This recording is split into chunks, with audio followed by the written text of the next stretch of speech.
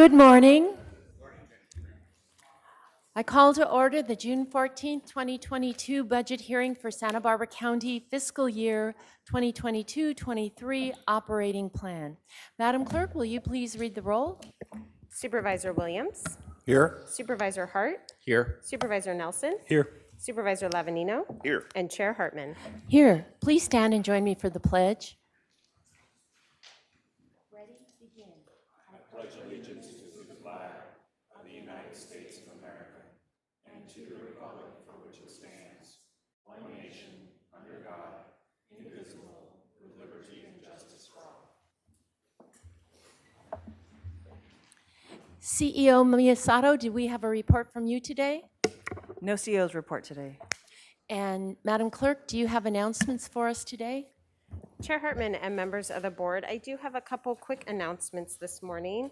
I would like to note for the record that we posted an addendum to today's budget hearing agenda on Friday, June 10th, adding a closed session agenda to today's meeting. The closed session agenda has been posted online, posted on the outside administration building bulletin board, made available in the back of the room, and made available to the board. Additionally, I would like to note that persons may address the board at the conclusion of each functional group presentation. If you are signing up to provide verbal public comment through Zoom, please note which functional group you would like to speak on in your online registration. General public comment for items not on today's agenda will be at the conclusion of today's budget hearing. Please see page 2 of the agenda for our current methods of public participation. Lastly, I would like to remind the public who are participating in our meeting today of the board's updated methods of public participation. For the Board of Supervisors' methods of public participation and to provide public comment on general public comment or an item on the board's agenda, please see page 2 of the agenda. Members of the public can attend meetings in person, both in the Santa Barbara Board Hearing Room chambers as well as the Santa Maria Board Hearing Room chambers. Please note the board is following all local and state guidelines and are no longer requiring face coverings indoors. If you attend the board meeting in person, you will no longer be required to wear a face covering, but please be advised that the Public Health Department is strongly encouraging all county staff and members of the public to mask and socially distance themselves in crowded areas. I would also like to remind the public that if you require any special accommodations, please contact the clerk of the board to make that request, preferably on the Friday prior to the board meeting. Individuals that would like to provide verbal public comment virtually may do so via Zoom by registering in advance via the link available on page 2. After registering, you will receive a confirmation email containing important information about joining the virtual meeting. Once the chair has announced the item you want to comment on, please join the meeting with the information provided in the registration confirmation email. You will be placed on mute until it is your turn to speak. The clerk will call you by name, and when removed from mute, you will hear a notification that your line has been unmuted. If you are using a touch-tone phone, you may need to press *6 to unmute yourself. Each person may address the board for up to 3 minutes, and this is at the discretion of the chair. If you have any questions, please contact the clerk of the board's office at area code 805-568-2240. Again, that's 805-568-2240. That concludes my announcements for today. Thank you. Well, that brings us to the business of the day, the budget hearing agenda for the fiscal year 2022-23 operating plan. And just as a reminder to anybody wanting to make public comment, we will have public comment after each of the 5 functional groups. So I will now turn it over to our CEO, Miyasato. Thank you, Chair Hartman. Good morning, everyone. Good morning, board members. Good morning, department directors, your executives, department staff, and our community. So we are here today to present to you the recommended budget for your adoption. Today, I'm going to give a brief overview. Can you get the next slide? A brief overview, and then Assistant CEO and Budget Director Nancy Anderson will go into more detail. And then Paul Clementi, our budget division chief, will talk about what's in each functional group as just a high-level overview. We'll have time for board deliberation, and then ask the board to take recommended actions. And before we begin today, I do want to say thank you again to all our department directors, your fiscal officers, your executive teams for putting this budget together and working with our office. And mostly I do want to thank the budget and research team, Richard Morgantini, Nicole Parmalee, Wes Welch, Reese Elstead, Stephen Yee, Dana Grassi, Ted Tabor, Sarah Gill, all led by our budget division chief, Paul Clementi, and our assistant CEO, budget director, Nancy Anderson. as well as the Auditor's Financial Reporting Division, Joel Boyer, Stephen Herrera, Joel Flores, Tyler Walker, Jeff Arthur, Nick Knocker, all led by Division Chief Juan Izquierdo. Sorry, Juan. Izquierdo, thank you, and Assistant Auditor Controller Ed Price and Auditor Controller Betsy Schaefer. And with that, we can begin. So as you know, our theme this year, in looking at our budget, is Reset, Reimagine, and Reconnect. Reset is how the county works and how we will be working to optimize all the new technologies, all the new ways of working that we've practiced during the pandemic, and how we can increase our capacity and efficiency, anchoring in our renewed values and behaviors. How we can reimagine a more inclusive and equitable future for our community that safeguards our health, safety, and prosperity, and addresses issues like climate change and disaster resilience. And lastly, reconnecting. It's good to see all our departments here today in the board chambers. It's been a while. And it's with that feeling of reconnecting with our residents, our community members, our clients, and our customers in both new ways and the traditional ways to maintain and grow partnerships and collaborations also that we formed during the pandemic. Still, we have an eye towards the future and future threats. There is inflation on the rise, as we know. As departments discussed at the workshops, some departments are experiencing 20% vacancy rates. And so recruiting and retention have become more difficult in this last year. We continue to face high levels of deferred maintenance that we are chipping away at, and more legislative mandates. We've seen that historic allocations of federal and state funding, including Arpa funds, have greatly helped our situation. Unfortunately, many of these are one-time in nature, and we will have to address ongoing needs as we enter the second and third year of this funding. The state's revenue are positive, and it's been allowed us to make investments in mental health, particularly homelessness and housing. And despite a decline in cannabis revenue, other major discretionary revenues have been stable and are projected to grow next year. So the recommended budget reflects the county's fiscal stability in that this is our fourth year without service level reductions. And we've achieved these by prioritizing your key projects, careful planning, and your continued eye towards fiscal responsibility. Revenue growth and operational efficiencies have allowed departments to absorb increasing costs because they have faced increased costs in labor, liability, insurance, and other needs. And we talked about unprecedented state and federal funding have been assisting with pandemic recovery. The recommended budget continues your policy on identifying and mitigating fiscal risk and maintaining prudent reserves. And as it's shown on the slide, we are able to fully fund it and reach our rainy day fund or our strategic reserve at 8% of the general fund operating budget of $40.6 million per the board's policy.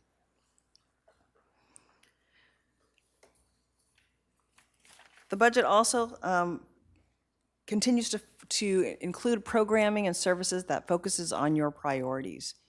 A fair and efficient criminal justice system, addressing climate change, infrastructure improvements and maintenance, community amenities, increasing opportunities for recreation and open space, preserving and enhancing the safety net, equity and inclusion efforts, all bolstered by stable finances, prudent reserves, and technology for efficient and effective processes and services to help us adapt.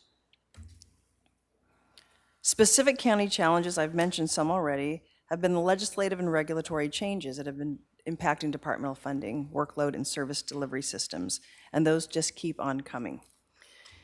Increasing operating costs for road maintenance and projects and advanced construction costs for major bridge projects continue to impact the Public Works Department.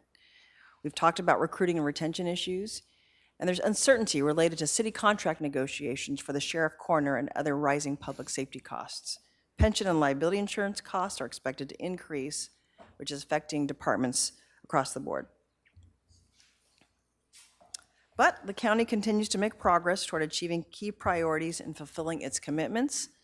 I've spoken about some of those there, but I also want to talk about specific projects, because at this time of year, we're providing you a $1.4 billion budget, and a lot that gets discussed is what we're not doing. And I want to emphasize all that we are doing. We're advancing your priorities. With co-response teams, with the sheriff and mental health, we're continuing to fund that beyond the grants that we've received for 3 teams, and we're doing that with Arpa funding. You wanted long-range planning projects expedited, and we are adding more funding to the long-range planning division and planning, and increasing staff for the assisted outreach treatment program through Be Well. But parks and open space projects continue. Repaving Arroyo Burrow Beach parking, designing a multi-use trail at Gaviota Marine Terminal, improving Cachuma Lake Fireside Amphitheater, looking at a multi-use trail south of Orcutt, opening the restaurant at Goleta Beach, countywide parks and recreation master plan progress. And all of these CIPs, you've been funding this, or you've, in this budget, you've directed us to fund these projects with general fund and cannabis revenue. Priority CIPs were the Santa Maria Public Defender Office reconfiguration, Santa Barbara Courthouse exterior lighting upgrades, North County Communications shop retrofit, New Cuyama Sheriff Substation, ADA restroom upgrades, including Rincon Beach Park, Betty Arabia campus weatherization and window replacement, Orcutt Library acquisition, Modoc Multi-Trail Phase 2, Mission Canyon Sewer Extension, Refugio right-of-way improvements. We're continuing to work on proposed COP finance projects, and this has taken us some time, but we have to get them to a ready state in order to issue debt because we are limited on the time to spend the debt.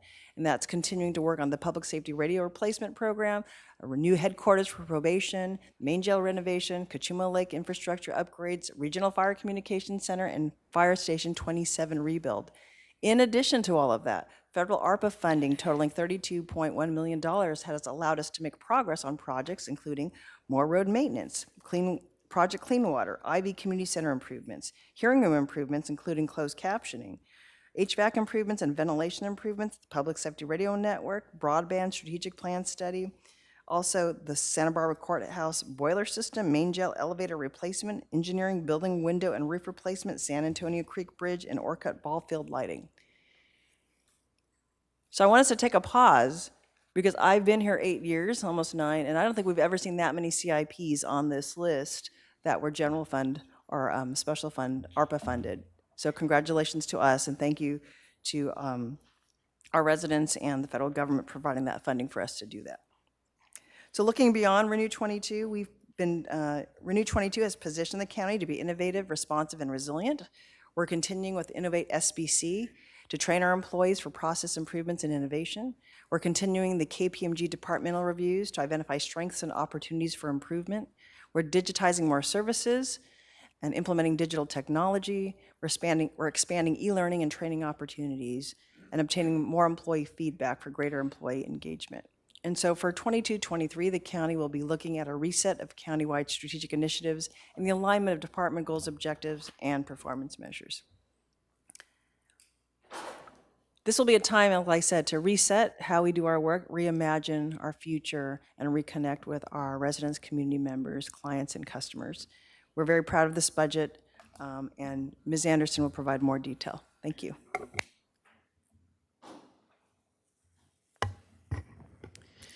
Good morning, Chair Hartman and members of the board.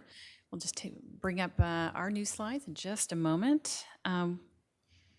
We do have an agenda for today, and it should be coming up right here. So we'll provide a brief recommended budget overview, go into the post-workshop CEO recommended budget expansions, talk about the summary of ARPA allocations that final allocation was made on April 14th, talk about some final budget adjustments that happen after we've prepared the recommended budget. We're going to touch on cannabis tax revenue, and then Paul Clemente will go through the functional groups overview, and then we'll go into board deliberation. Oops. So we always start with this chart on the time frame of preparing the recommended budget. It takes about 6 months for us to get through this process all the way till today, June 14th. We start in December with a budget development report to your board and a 5-year forecast. In April, we hold the budget workshops and get additional direction from your board. Of course, the governor releases his May revise budget proposal in mid-May. That was done on May 13th this year, and then we release the recommended budget for public review on May 27th. So now we're here today on June 14th with the budget hearings, and we will go over this overview. Much consideration goes into arriving at the CEO recommended budget. A hard look at resources, anticipated expenses, prior commitments, and critical unmet needs are required. For fiscal year 22-23, we are projecting that major discretionary revenue will remain stable with some growth, and that cannabis tax revenue will be volatile and therefore limited to one-time expenses. As in past years, labor, IT, charges and liability costs continue to escalate and had to be addressed in department budgets. Commitments to investments in deferred maintenance, capital projects, information technology, infrastructure, and funding plan for the Northern Branch jail operations have all been incorporated. Each year, we also look to minimize service level reductions in departments' identified needs in order to mitigate high liability risks, meet mandates, and address critical organizational needs.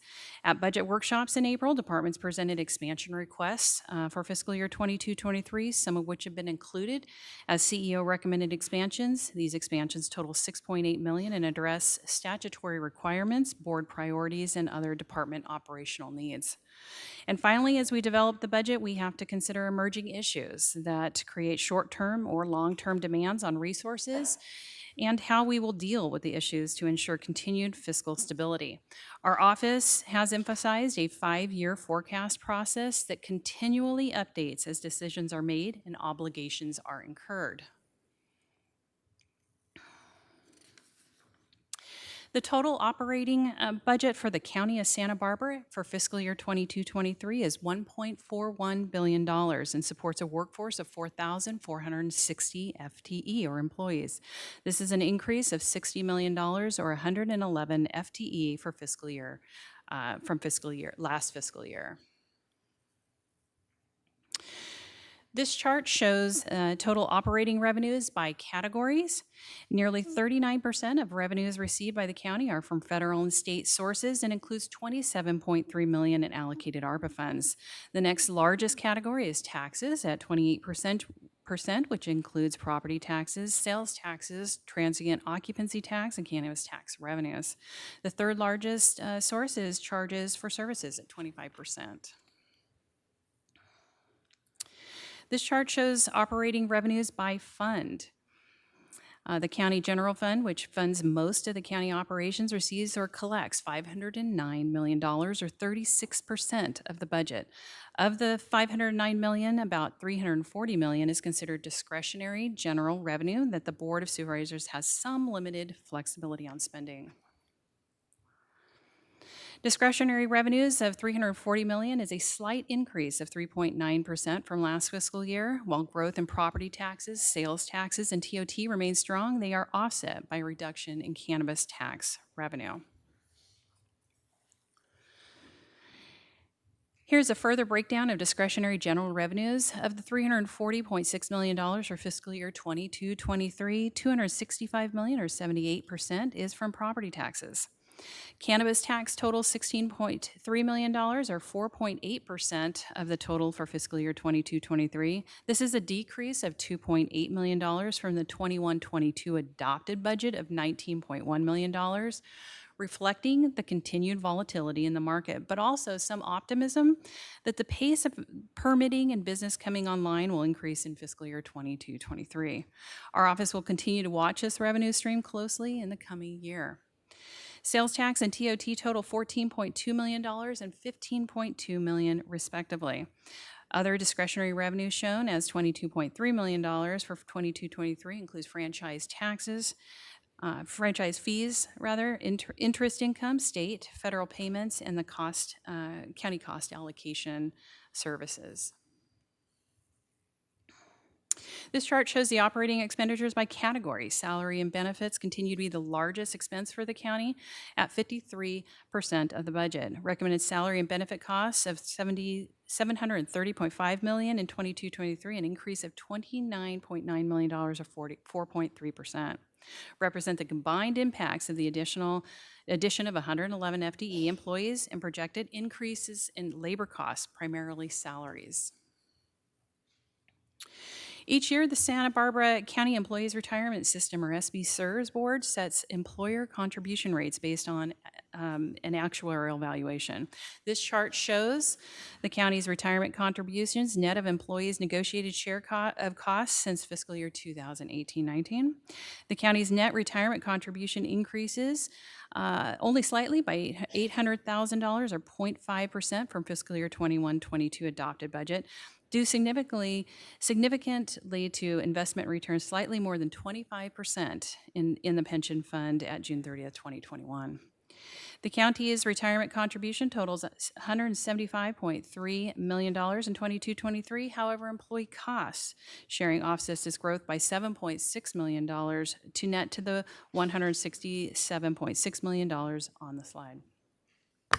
Of note, I don't want to leave that slide without, I think this is kind of the testament to good fiscal planning that the county has been engaged in. The fact that in a couple years' time that we absorbed a $23 million rise in expense without affecting operations is quite an accomplishment.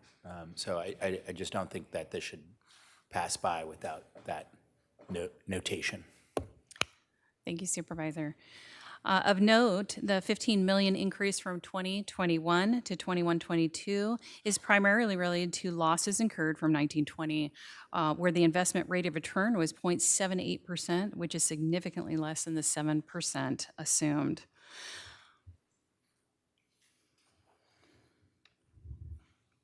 This chart shows the general fund contribution by functional group.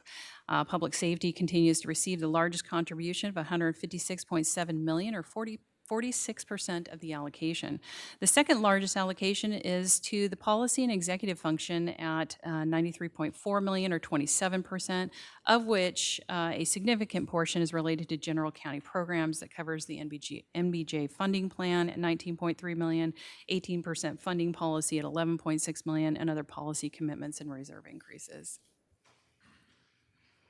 This chart shows the staffing levels over 5 years by functional area. The recommended budget includes a workforce of 4,460 full-time equivalents, which is an increase of 111 FTE from the 21-22 adopted budget. Staffing additions are largely attributable to new revenue sources such as grants or state funding, particularly in behavioral wellness and DSS, and efforts to improve operations and service delivery or meet new and emerging needs. The increase in FTEs is the net result of increases largely in social services at 27 FTE and behavioral wellness at 36 FTE. Now we're going to go into the budget expansions recommended by the CEO, and these were mostly board directed at workshops or emerging issues. CO recommended expansions are those that have been added to the recommended budget since April workshops based on directions we heard at the meeting or other issues that were determined to rise to the need of inclusion. The first item on this list is the Community Services Department, Zero Emissions Transportation Specialist. This is 1 FTE for one-time funding of $165,000. Under General County Programs, the Waterfront Infrastructure Feasibility Study of $100,000. North County Youth Services, $200,000. This is a 2-year project for the North County. General Services, EV Infrastructure of $400,000. This total project is about $1.5 million. So this is the costs that are going to be needed in 22-23. Human Resources, a management compensation study increase of $115,000. Planning and Development, long-range planning consultant for year 1. This is a 3-year pilot for one-time funding of $562,500. Sheriff Corner, a human trafficking detective, 1 FTE at $288,300.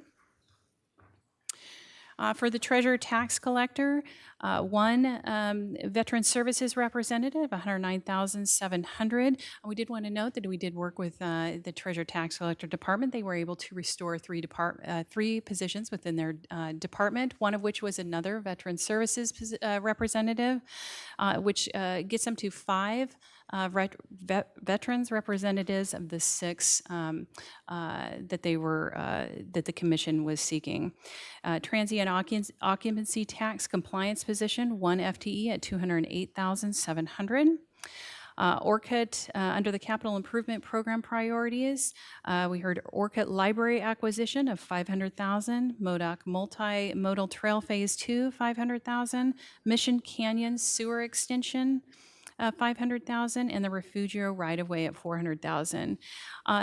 The items continue to list. It's about $2.3 million in priority projects that your board heard at the workshops, starting with Santa Maria Public Defender Office reconfiguration, then the Santa Barbara Courthouse exterior lighting upgrades, North County Communications Shop retrofit, New Cayuma Sheriff Substation, reconfiguration, the ADA restroom upgrade at Recon Beach Park, and Better Avia campus building weatherization and window replacement.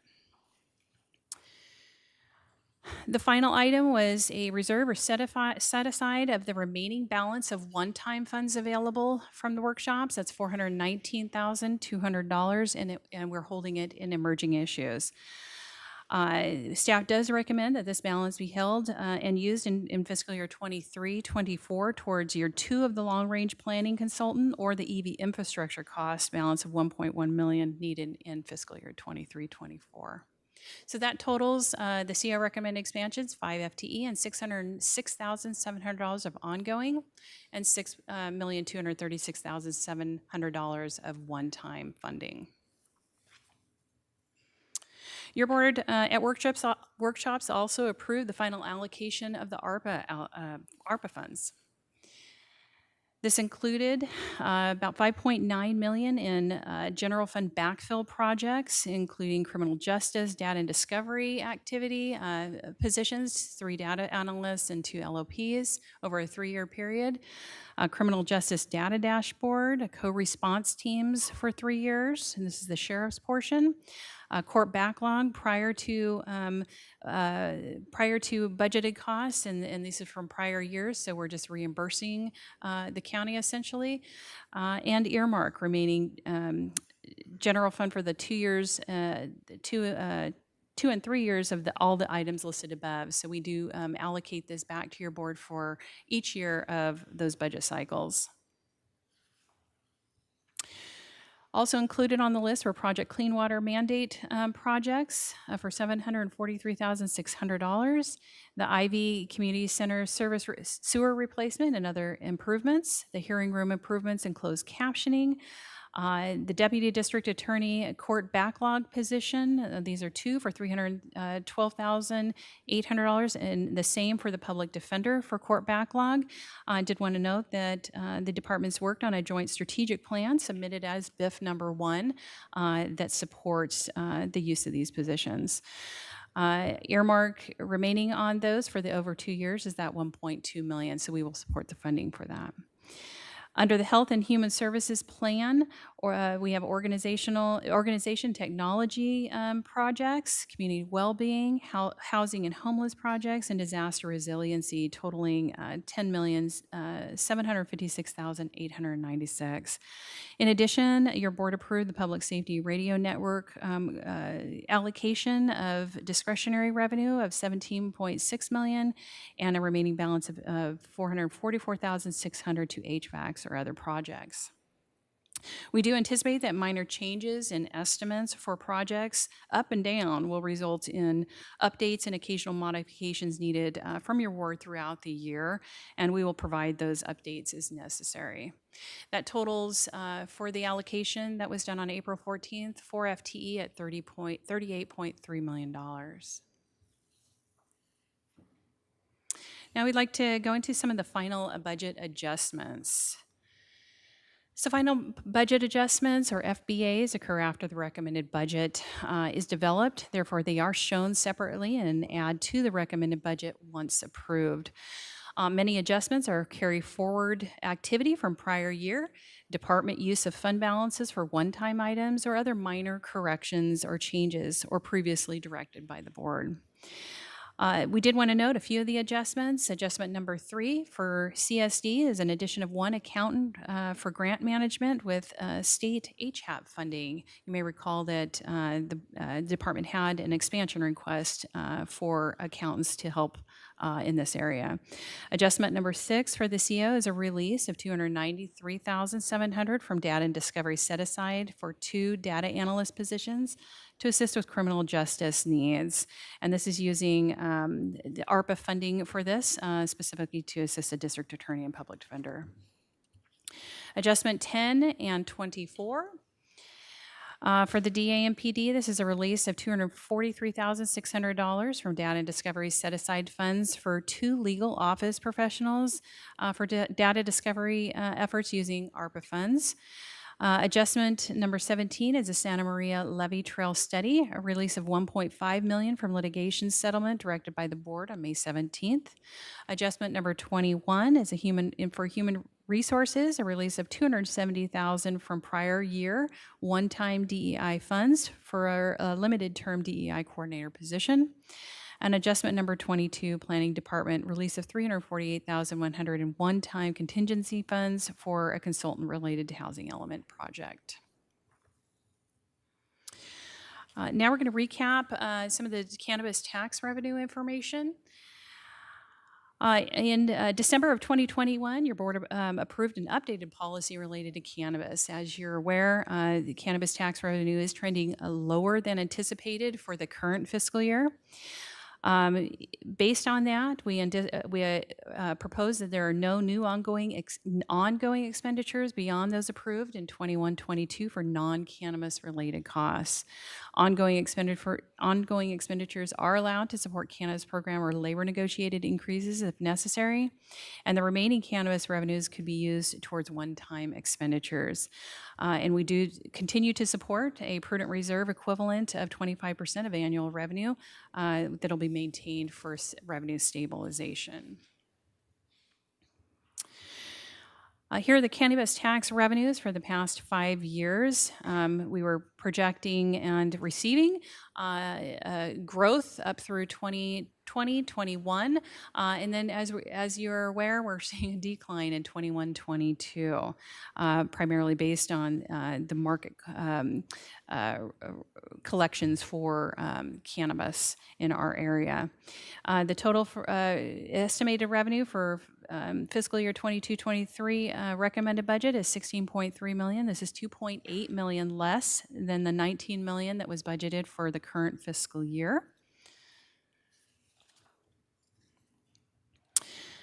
The next 2 slides will show the total collections coming into the cannabis fund and then how that's being allocated. We have $16.3 million in revenue estimate for fiscal year 22-23. We have a prior year fund balance carryover, $9.7 million for a total of $25.9 million. Recommended uses include the enforcement costs, administrative costs, and one-time commitments from prior year on this slide, including the parks, trails, open space, and parks grant matches approved in 21-22 of $5.5 million. For this slide, the items in orange were added since workshops. These are one-time CEO recommended expansions that allocate the $3.1 million available that was identified at workshops. So this includes the CSD transportation specialist at $165,000 one time, capital projects and capital set-asides at $2.6 million, the 2-year North County youth services activity at $200,000, and the waterfront feasibility study one time at $100,000. We also have the prudent reserves holding at $3.1 million and set-asides from prior year at $3.4 million. This slide shows the prior year ongoing commitments, including the 18% maintenance funding, IHSS MOU increase, the positions that were approved in the previous year, cannabis and education, library funding, and translation services. So this totals the $25.9 million available with a remaining balance of 0. That concludes the prepared slides that we have for the budget overview, Chair Hartman, and we are happy to take any questions related to the overview so far, or we can proceed with the functional groups. So my colleagues on the board, any questions? Supervisor Nelson. Yes, yes, thank you, Chair Hartman. The cannabis estimation of revenue for next year, can you go back to the slide, I think slide 19, 29? 29. So what was the methodology that went into our actual 10.8 this year, looking into next year for that 15.2? Yeah, thank you, Supervisor Nelson. I think we're going to have Steve and Yeast prepared to go into the detail of the cannabis tax revenue estimate. Thank you.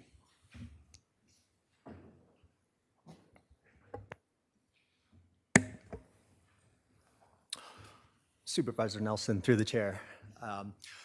So our cannabis tax revenue forecast for next year, essentially we're looking at prior year payments from the legal nonconforming operators and those operators who have stepped through our processes and paid taxes. Much of the historical data already includes the price compression that we're seeing throughout the state. There's some conditions where operators are falling off because of either enforcement actions or our June 30th deadline for the legal nonconforming operators in the inland area that didn't make the eligibility list. So we've excluded those operators and what they've paid historically. There's also the operators, again, the legal nonconforming operators, where they need to essentially be permitted and licensed by October 31st. We're assuming that some of those operators won't be able to make those deadlines and get licensed by the 31st, so we've backed some of that out. Those are all negative conditions, but there is some reason for optimism going forward. We've licensed quite a few operators over the this current fiscal year, last fiscal year. So those folks are going to be entering the market, generating sales, et cetera. So that was really the methodology that we used to forecast for next year. Okay, thank you. Supervisor Lavanino. Thank you. And what's our timeline on where are we sitting on the retail side? I see we've included a little bit, but where are we? Supervisor Lavanino, through the chair, thank you for that question. So all of the cannabis retail operators, the 6 operators, they're working with our Planning and Development Department on obtaining issued land use permits. And so the 1.1 million that we forecasted for next year, that assumes that those 6 operators are going to be obtaining the final issued permits, business licenses through us at various times throughout the year. Just using information that we've received from Planning and Development. So we made assumptions in terms of timing. That's the major assumption. It's difficult to predict, but that's our best estimate at this point, that all 6 would be commencing operations next fiscal year and generating revenue. And Mr. Yee, we've also invested in a system to deal with the failure of the state's track and trace to actually be utilized by the county. Could you expand? Are we making any assumptions on better tax collections given that? Chair Hartman, thank you for that question. So we've been working with NCS, that's our consultant, and using the CCA data, the California Cannabis Authority data. So now we're able to, via that data, we're able to see the individual operators' product that's, first of all, plants that are in the ground, transfers that are happening, external transfers, and pricing information. Now we're able to see that. Unfortunately, our pricing information currently, it only goes back to about January of this year, but we're working really closely with the consultant on analysis and pricing index. I know the board expressed interest in obtaining that data, and they said they could help us with that. So we've engaged in conversations with them to obtain that information. And so do we expect that will yield more tax, or we're not sure yet till we have a chance to really analyze that data? At this point, it's a little preliminary, so we don't quite yet know. As part of our contract with the consultant, though, they have promised to do a 3-year look back, and so we're going to be looking back at operators that have reported zero gross receipts in prior quarters, and we'll be looking at the data in the platform to see if that's true, and then we'll be working with the Treasurer Tax Collector's Office to investigate further. That's encouraging. Thank you. Yeah, I just want to say that it's really encouraging the increased granularity that you're becoming capable of, and I think it's wise that they probably didn't build in new revenue from that granularity, but I'm sure that it will yield better compliance, unless, of course, everybody's being perfectly honest right now. So, I think that granularity is pretty important and encouraging. Any other questions? All right, I think we're ready to have Mr. Clementi take us to the first functional group.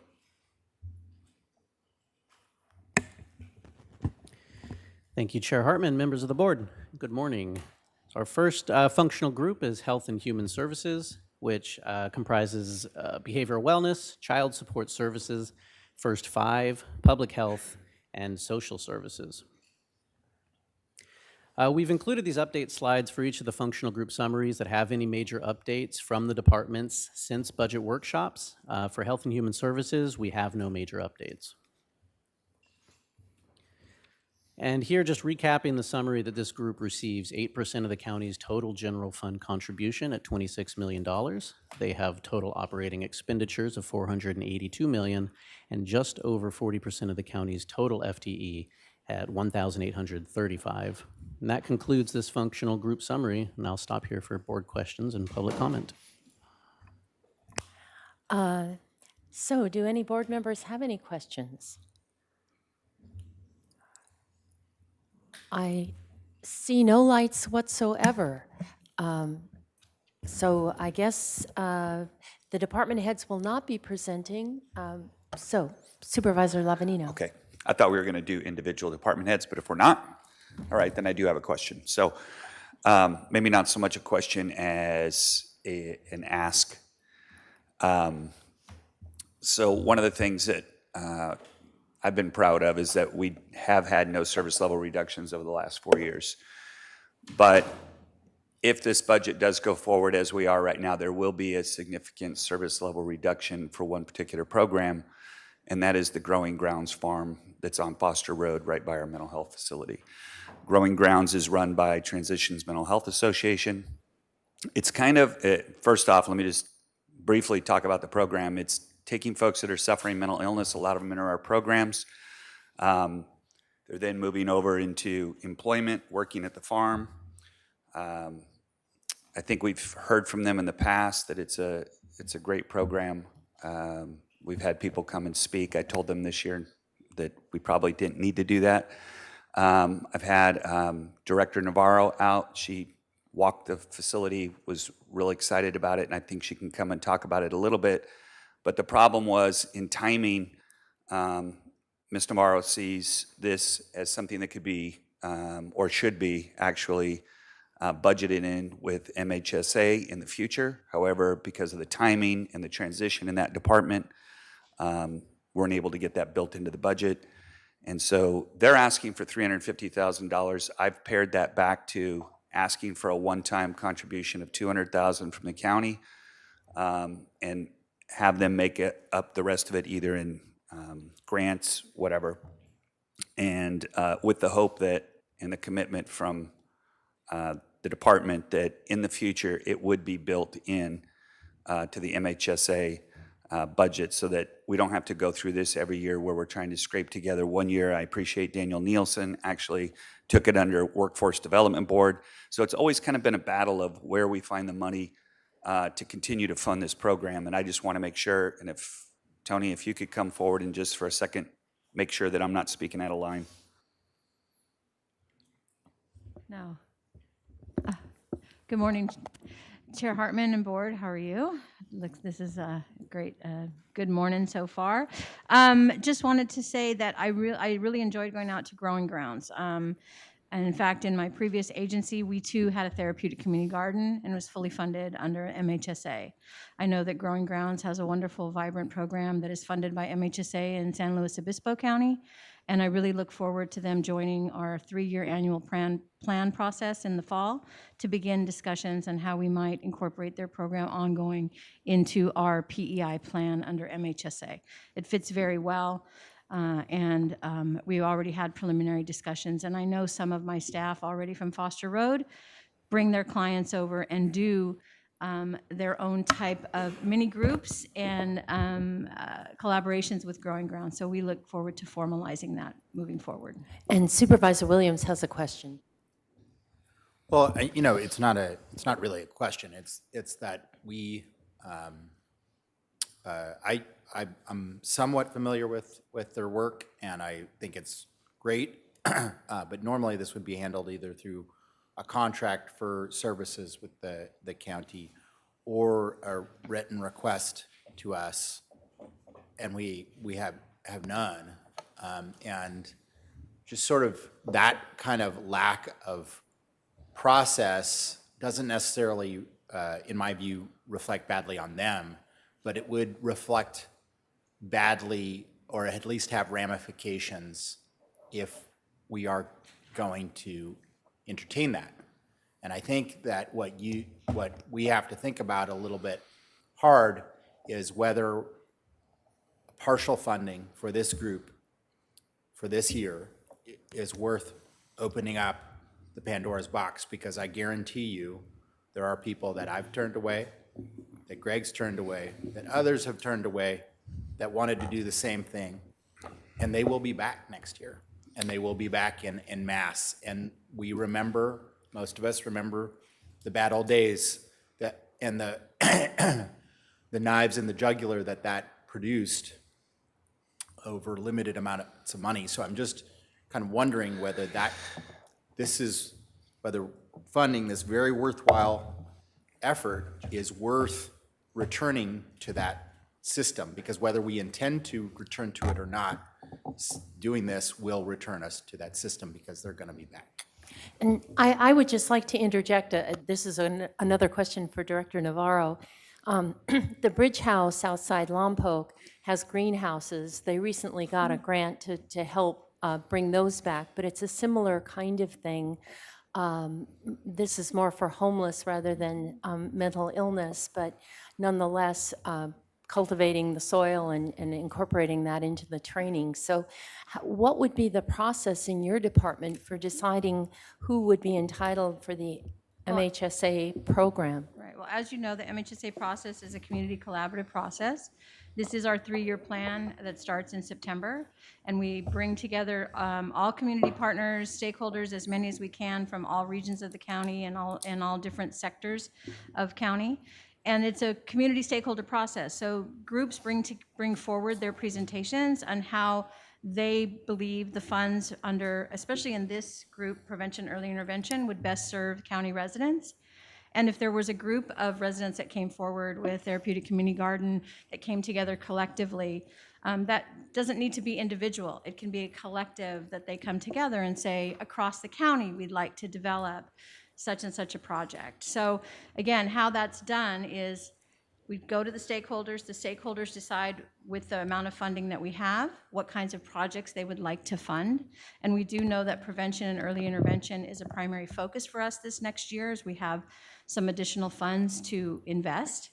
And so over this 3-year planning process, that is what stakeholders have come to us and already said they're going to be coming in the fall with their asks. So it's a collective process. It's not a guarantee, of course, but it is definitely based in the community will. And if the money, so you're starting in September, but that won't be until next year's budget? That's right. Okay, If it thank starts you. fiscal year 23-24. Supervisor Nelson? Yes, thanks, Chair Hartman. I wanted to respond to Supervisor Williams' comments, because I totally agree. We used to nickname this final day of budget hearings the candy store, because everybody came in and wanted additional funds for their pet projects or community needs. Where I see this as something different is this is actually a service level reduction. This program already exists within our system of care. And so if it doesn't get funded, if it goes away over the next year, there'll be a drop in service level. And so that's where I see this being slightly different than what, going back to the way things were before. I think it's, you know, it is a distinction, but I think it matters because I'm with you. I don't want to go back to having lines of nonprofits and other organizations that come and line up here and don't go through the front door. They come in at the last minute and ask for funds. And, you know, I think we've done a really good job with this budget, building it. I don't know if this was an oversight or all the history on it. It was made aware to me just recently that it was left out. And so I think it might be something we should at least be looking at. Chair Hartman. Yes. So I just want to clarify, I do not believe it's a worthy program, but it's not like it was cut from our budget. I just want to be clear, it wasn't in our budget to begin with. I'm looking at Mr. Nielsen, I think they funded it 1 year. I don't know if we continued to fund it, but it's not, our budget director is not. So I just want to be clear, it's not that it was in the budget and it was cut. They are, the program itself, I think, doesn't have funding, so it is a reduction for them, but it hasn't been in our budget. It's not like we're cutting it this year. So I wanted to clarify that. Okay. They received funding last year through Workforce Development Board, correct? Or no? Now, let me put it to you this way.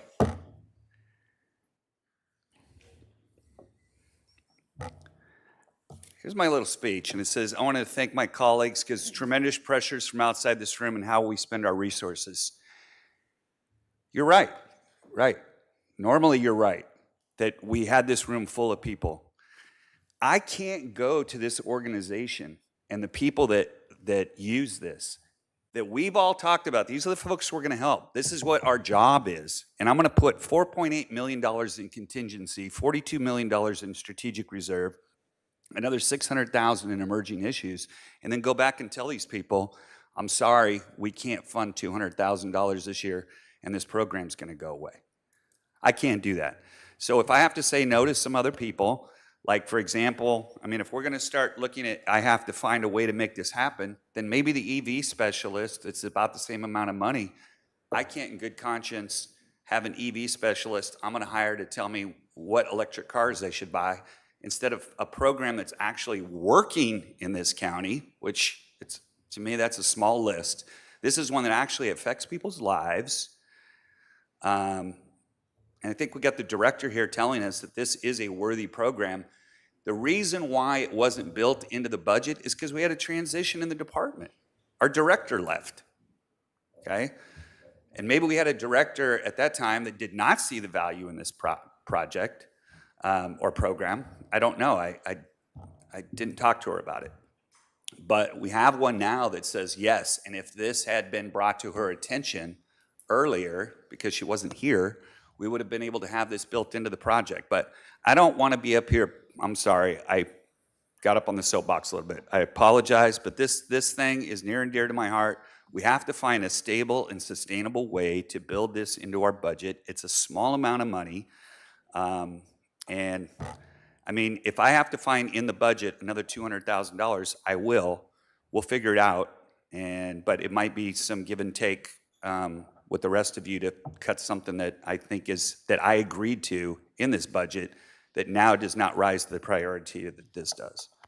And Supervisor Lavanino, if I might ask, when we had our budget workshops, we did ask everyone, you know, what is your project that you really, did you not know yet about this one? Did not know that this was not built in at that point. Otherwise, definitely would have brought it up at budget workshops. And I did contact the CEO's office immediately when I found out about it and said, hey, I don't want to surprise everybody at budget hearings, but unfortunately with the Brown Act, I can't go talk to you guys all about that this is a problem. So I reached out to one board member and said, hey, this is something that I'm going to be bringing. I know it's going to be a problem, but it kind of goes against even my own principles of how we build the budget. But unfortunately, timing is imperfect on this one. And I apologize for that. And I know it puts you guys all in a bad spot, but I think it's a lesser of two evils.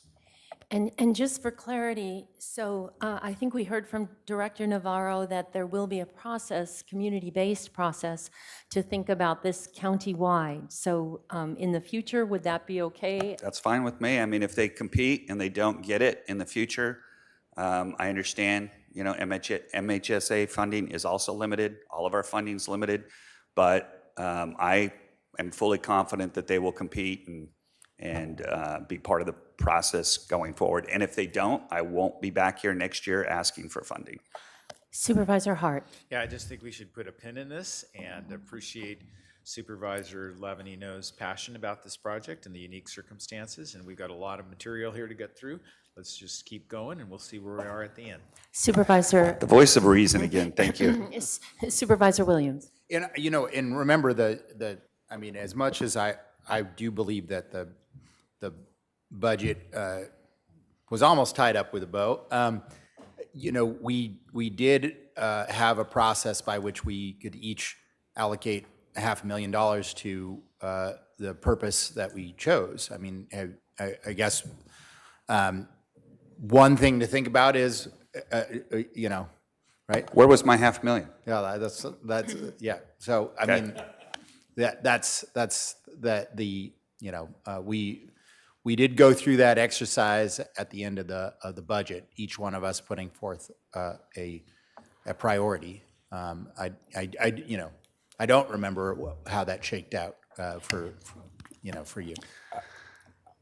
I recalled Supervisor Lavanino not bringing anything forward at that time. I will take partial credit for the North County Youth Services, which is $200,000, but that's split between the two of us, so. Okay, so this is one item that we'll come back to, and with that, public comment, Madam. Oh, I'm sorry, Yeah, Supervisor I have Nelson. one more question for Director Navarro. You know, there's been a lot of discussions, been budget funds for our crisis intervention teams out there, at least the that we're working through. You know, we have the general fund portion that usually comes to the Sheriff's Department. Can you talk a little bit about if we did add additional teams, how that affects your organization and what kind of funding would go to that? Because I understand it's a different pot. Can you describe that for me a little bit?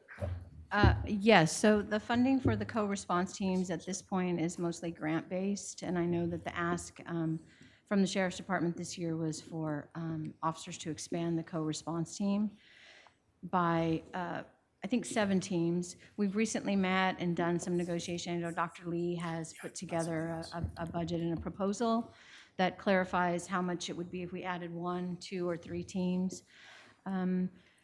The budgeting for that at this point comes from the existing staff within the crisis teams at Be Well.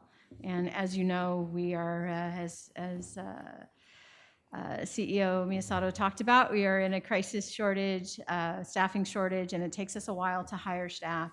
We do think the investment in co-response to cover, you know, 7 days a week, at least during the day shifts, is a great plan and a good investment. The overnight shifts are not that many calls in the county, but during having 7-day-a-week coverage is something we are invested in expanding with our sheriff's partners as we can and as we overcome our recruiting and hiring challenges. So apart from your hiring challenges, if the board would have funded additional positions, where would you be pulling those, the clinicians from? the clinicians would be part of the crisis services team. We are actually reevaluating with that team the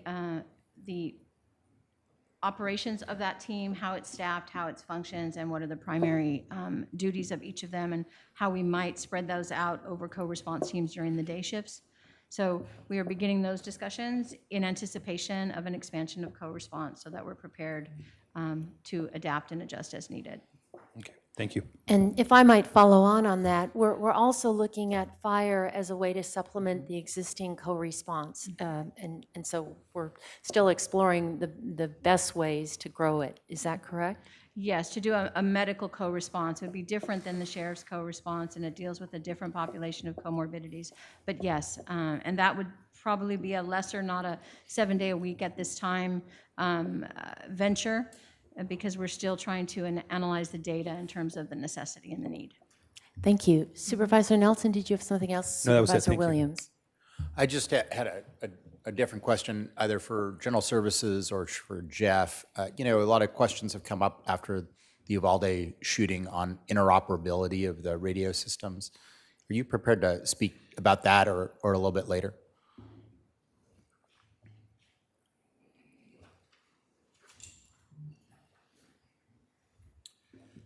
Supervisor Williams to the chair. So we are in the final process of developing the plan, and we've gone through all the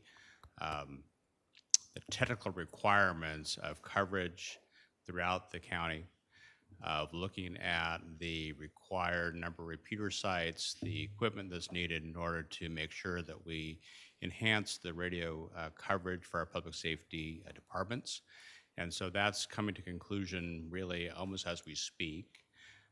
That then drives the final design and then the implementation. So that's all being worked closely with our law enforcement partners as well as our fire partners to make sure that we're enhancing coverage, maintaining or maximizing the ability to provide these key services to the public and protecting our staff.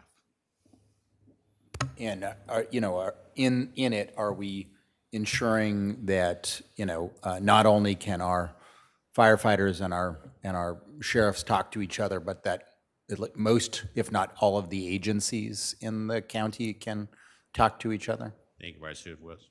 Yes, Supervisor Williams, we are looking at that. In fact, are building that capacity, the capability into the system, that we have abilities to talk to both those agencies in the north, which operate on a different frequency than we do, but be able to have interconnectivity and communication. So that's all being incorporated in the design of the project. Thank you. All right, with that, Madam Clerk, public comment. Chair Hartman and members of the board, we have 2 requests to speak on the Health and Human Services Functional Group. We're going to remain here in Santa Barbara and begin with Pam Nico, to be followed by Gerald Chase. Pam? And before she starts, I'll close public comment on this functional group right Great. now. Thank you.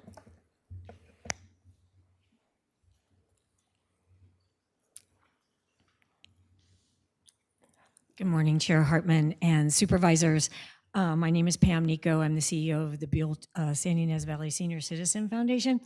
And Mr. Williams, Supervisor Williams, I do appreciate the fact that of what you said that today that you didn't want a whole lot of the nonprofits, but we are in a crisis, and I assume that this is emergency funding. We are in a crisis, and I would be remiss to 402 of my seniors and 45 veterans every day if I didn't come and explain the crisis that we're in.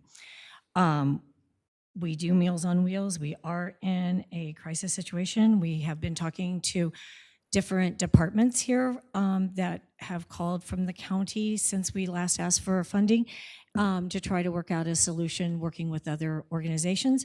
And neither one of those organizations have the funds to combine our Meals on Wheels program. So I am asking for $65,000 to keep our program going.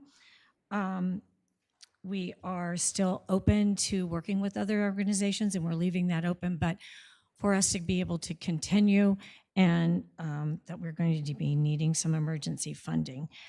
I am open to any and all of help that the county can give us, or ways that we can help put this together.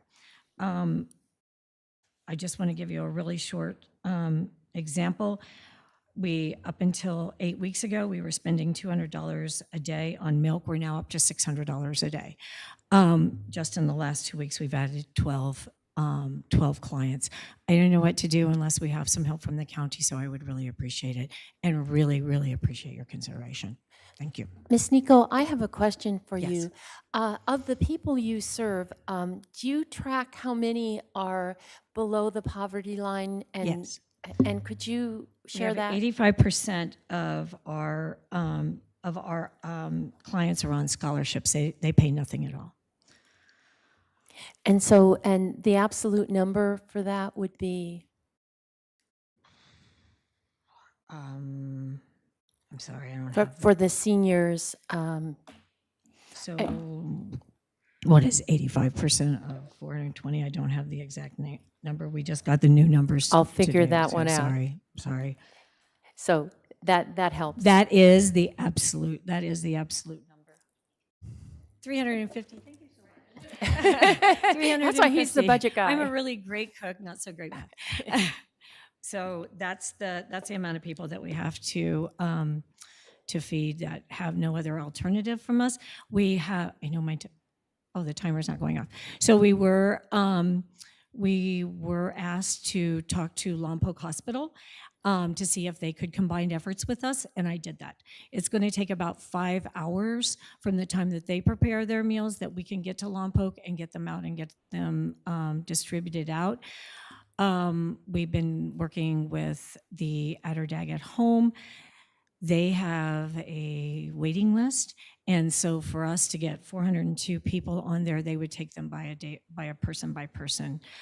So you can see how long it would take to get every single one of our clients on the waiting list. I have not gone to Santa Maria to check, but I'm assuming that if it takes us from 5 hours preparation from Lompoc, that it's going to take us longer from Santa Maria, just because of where our location is. We're just in a situation. We are meeting on the 22nd with Alan Hancock and seeing if maybe their food program and our food program can work together, even if as far as getting interns to reduce some of our employment cost. Thank you. You're hustling. I'm hustling. Thank you very much for your time and consideration. We will now go to our final speaker, Gerald Chase. Gerald?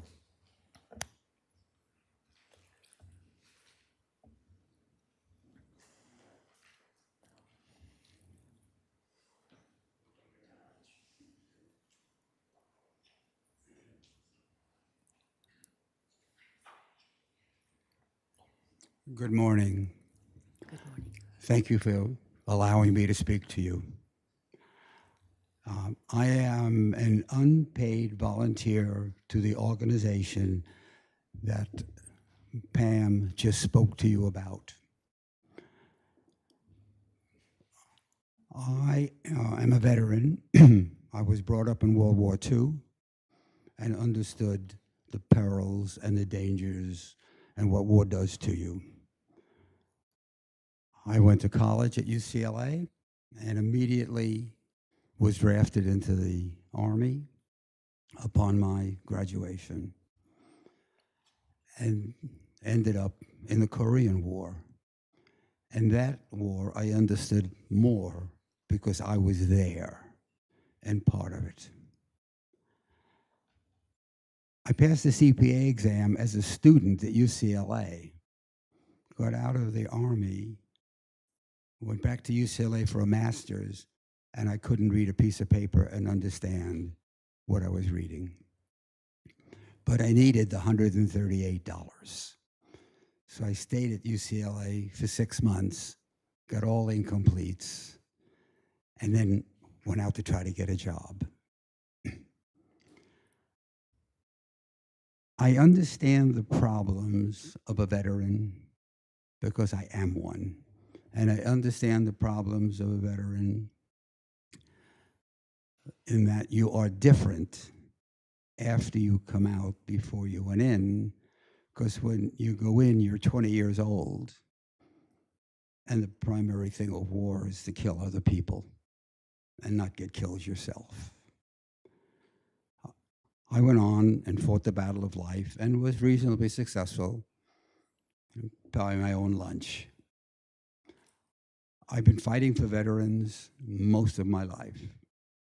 I formed my first foundation in 1992. I was living here in San Ynez.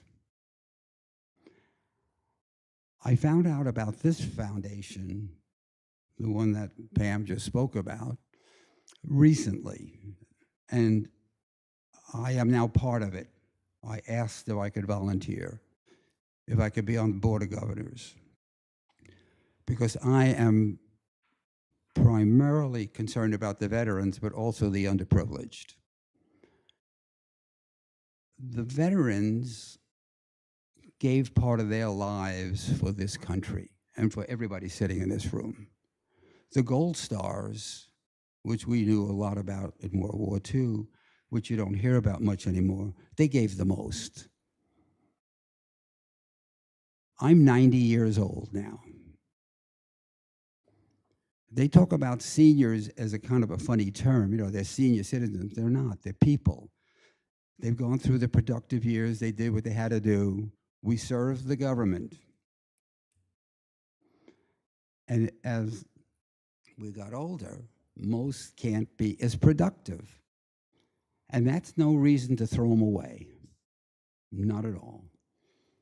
Just like we help disabled veterans that can't walk, wheelchairs. We do all of that in my organizations. But in this organization, they do something that's vital. They give them food every day. They take them to the VA hospital. They take them to doctor's appointments. They give them the feeling that they are still people that are wanted, cared about, and they are part of the society. And therefore, I'm asking you to please reconsider the fact that you withdrew any support for this foundation in the current budget. They're asking, I believe, for $50,000, which is nothing for a county of this size. I give to them, we'll get more to give to them, but the county is the government. And I'm asking for the veterans who helped to allow the government to be here today by putting their lives on the line. We're not asking for you to give us something for nothing. And I guarantee you, I personally get no monetary benefit of anything that you're doing for the foundation. I am a donor. So I'm asking you, as a human person, please reconsider your decision. Thank you, and thank you for coming today and sharing that with us. Thank you. And that concludes public comment on this functional group. All right, we'll turn next then to the second functional group, General Government and Support Services. Mr. Clementi? Thank you, Chair Hartman. The departments in this group include Auditor Controller, Clerk Recorder Assessor, General Services, Human Resources, and the Treasurer Tax Collector Public Administrator. We did have 3 departments, Auditor, Controller, General Services, and Human Resources, that added additional positions after workshops for the implementation of the ERP project. That was funded out of the set-aside we've been building up for this purpose. Additionally, the CEO's office, as Nancy mentioned earlier, worked with Treasurer Tax Collector after the workshops to take a closer look at their revenues and mutually determined that there was the ability to restore 3 previously unfunded positions that had been discussed at the workshops: a Veteran Services rep, a financial office professional, and a public administrator conservator. This functional group receives 12% of the total GFC at $42 million, with $121 million in operating expenditures, and just under 10% of the county's total FTE at 386.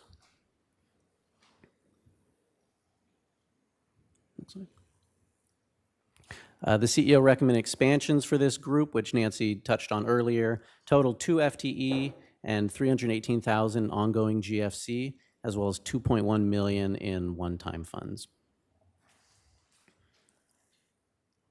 And finally, the only expansion request from this group that wasn't funded in the recommended budget was the remaining Veteran Services rep from TTC. As Nancy mentioned, at workshops, the department had requested 3 additional Veteran Services rep to bring them from 3 to 6 funded FTE in the 22-23 budget, with the restoration of 1 position, and the CEO recommended expansion using ongoing GFC for the 2nd position. This brings the department to a total of 5 funded reps in 22-23. What we see on the slide is the remaining request from the workshop. That concludes this functional group, and I'll stop for questions and comment. Okay. Do we have any board members who have any questions on this functional group? All right. Madam Clerk, public comment? Chair Hartman and members of the board, yes, we have one request to speak on the General Government and Support Services Functional Group. We're going to remain here in Santa Barbara for Alvin Salegi. Alvin?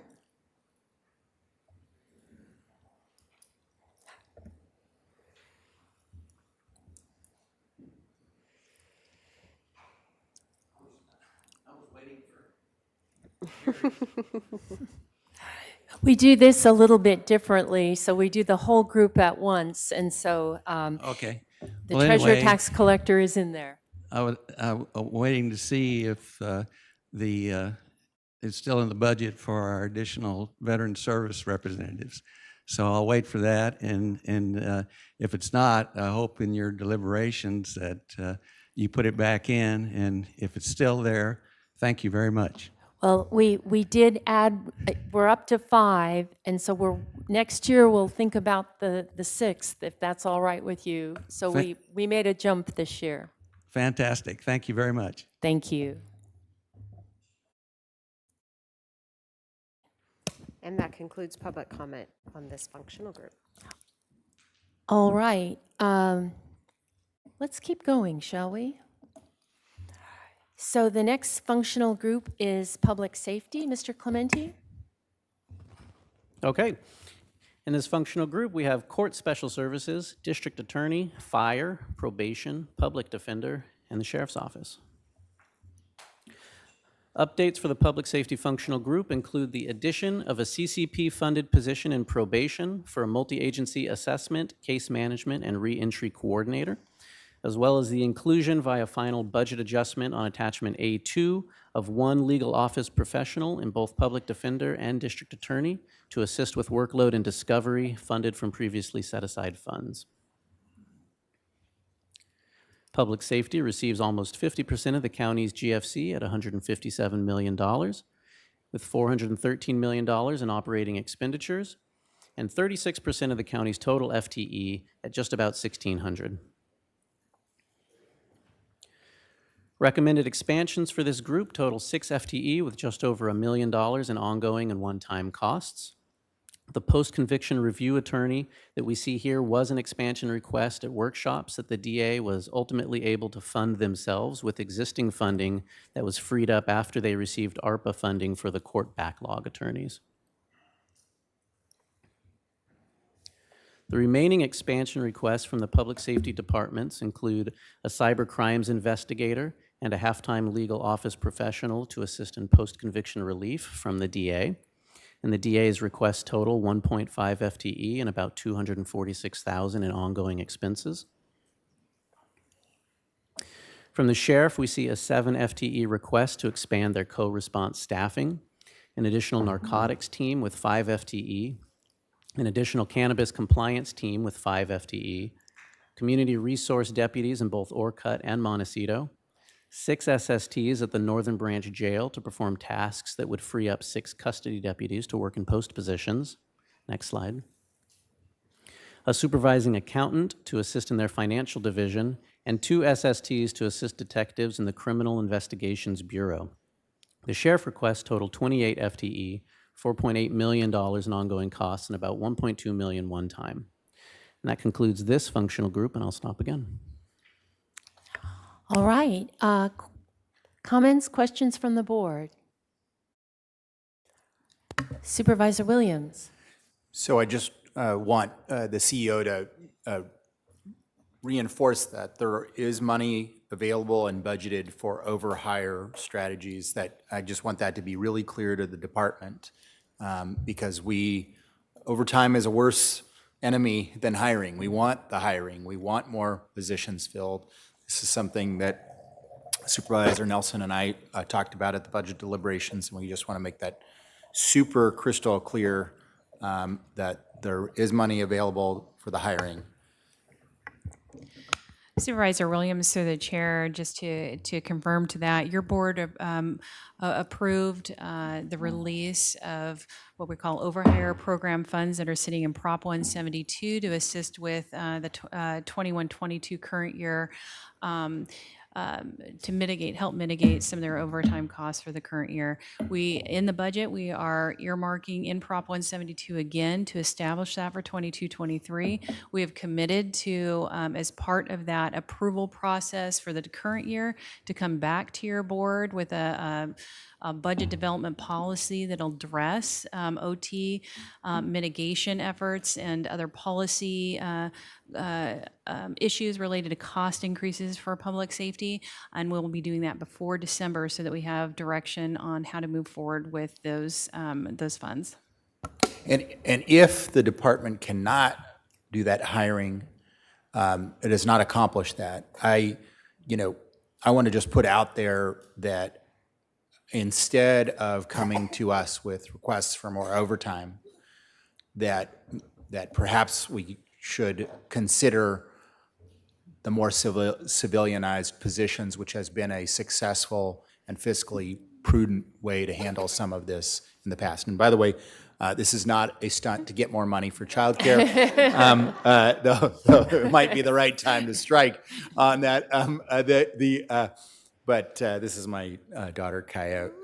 No preschool got canceled today. So, Supervisor Williams through the chair. So a couple of things. So yes, as Ms. Anderson said, the money is set aside for the overhires as we've done in the past, but as you requested at the workshops.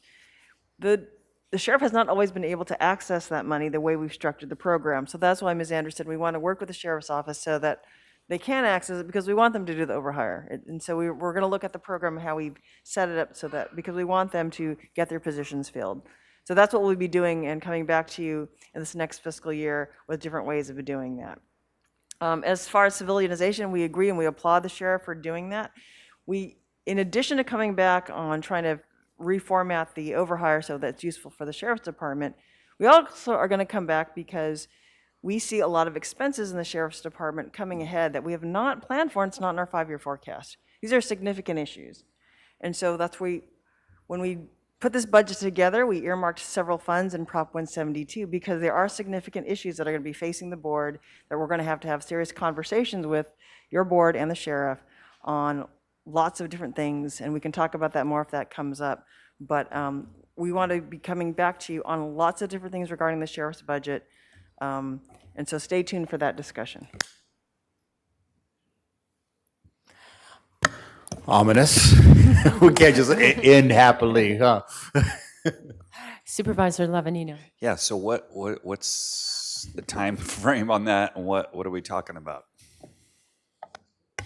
Supervisor Lavanino through the chair. So you're going to start hearing conversations starting in July about public safety, jail staffing, these types of things. So we're starting in July, and then our plan is before December to have a conversation about the OT mitigation, jail staffing, the jail staffing studies, and the funding availability for some of these things. We also have the Northern Branch Jail Operations Study. The plan. As you know, that we were committing about $19.3 million in the current year. A little bit more of that. It tends to grow for the operation of the NBJ, and we're seeing that past the 22-23 year where the plan stops. So we need to have that conversation with your board and in all of these staffing issues in totality and costs that are driving up on public safety, and that will need to happen before we build our 23-24 budget. And seeing no more lights up here, public comment. Chair Hartman and members of the board, we have no requests to speak on the public safety functional group. Okay, then I think we'll just keep going and turn to our next functional group, Community Resources and Public Facilities. Mr. Clementi. Thank you, Chair Hartman. Community Resources and Public Facilities departments include Agricultural Commissioner, Weights and Measures, Community Services, Planning and Development, and Public Works. Updates since workshops for this functional group include the addition of the $1.5 million to Public Works via a final budget adjustment to fund the Santa Maria Levee Trail study, as directed by the board at the May 17th hearing. Additionally, Community Services, which initially had an expansion request for 2 accountants, was able to fund one themselves out of Homeless Housing Assistance and Prevention Grant Administration funds. This functional group receives 6% of the county's total GFC at $22 million, with $285 million in operating expenditures and 535 FTE. CEO recommended expansions for this group totaled 2 FTE and close to $1.9 million in one-time funds, as Nancy mentioned earlier. The remaining expansions from CSD total $317,000 in ongoing requests, about $1.2 million in one-time requests, and include the Cultural Arts Master Plan implementation, an additional accountant to support grant administration, additional funds for pavement rehabilitation at county parks, and expansion of a solar art installation at the County Betaravia Center. Public Works has expansion requests, including $3.1 million for one-time for PCI maintenance and $4.8 million ongoing to fund road operations that have seen revenues falling behind escalating costs.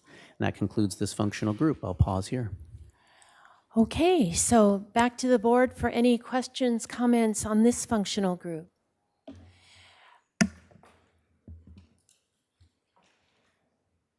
So I did have one question. So planning and development, would you explain, I guess it's CEO Miyasato, the staff recommendation for the $400,000 that we have, how that would affect the new FTE for P&D, or the consultant rather? So Supervisor, through the chair, or Chair Hartman, so when you directed us to fund a team based of consultants for planning, we said we would do it for 3 years. And so in this budget, we have year 1, so that's why it says year 1. And so the recommendation from staff is that if there's any excess funding in general fund, that we hold off and put that away, because we still have to fund year 2 and year 3. And so that's how that relates.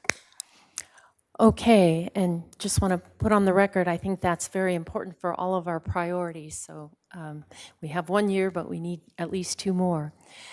So, Madam Clerk, any public comment? Chair Hartman and members of the board, we have no requests to speak on the Community Resources and Public Facilities Functional Group. All right, turning to policy and executive. Mr. Clementi, we're going through this at a quick clip. It's a record. So for policy and executive, we've got Board of Supervisors, County Council, County Executive Office, and we've included general county programs in this group. The only significant update since workshops for this functional group is the addition of 2 ARPA-funded data analyst positions to the CEO's office via a final budget adjustment, which will work in coordination with the Chief Data Officer to support criminal justice departments, in particular the District Attorney and Public Defender. This functional group, excuse me, which includes general county programs, receives 27% of the county's total GFC at $93 million, makes up 5% of the county's total operating expenses, and 2% of the FTE at $109. The CEO recommended expansions for this group are all in general county programs and total $2.2 million. Nancy spoke to these earlier, and that concludes this functional group. Okay, and back to the board. Any comments, questions? Madam Clerk, public comment? Chair Hartman and members of the board, we have no requests to speak on the Policy and Executive Functional Group. So I'm a little shell-shocked up here. This was our final functional group. We're ready, I think, to take a short break and come back for deliberations.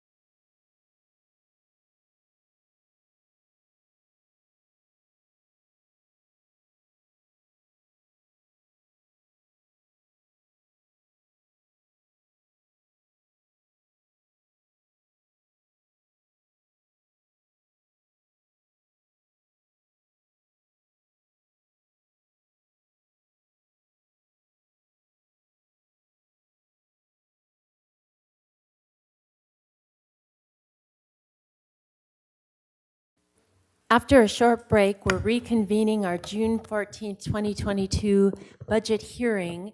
And we moved through the items so quickly that someone who wanted to speak to functional group 3 or 4 with CSD anyway on parks issues would like an opportunity, and so I agreed to that. So Madam Clerk, could we have her for public comment, Bonnie Freeman?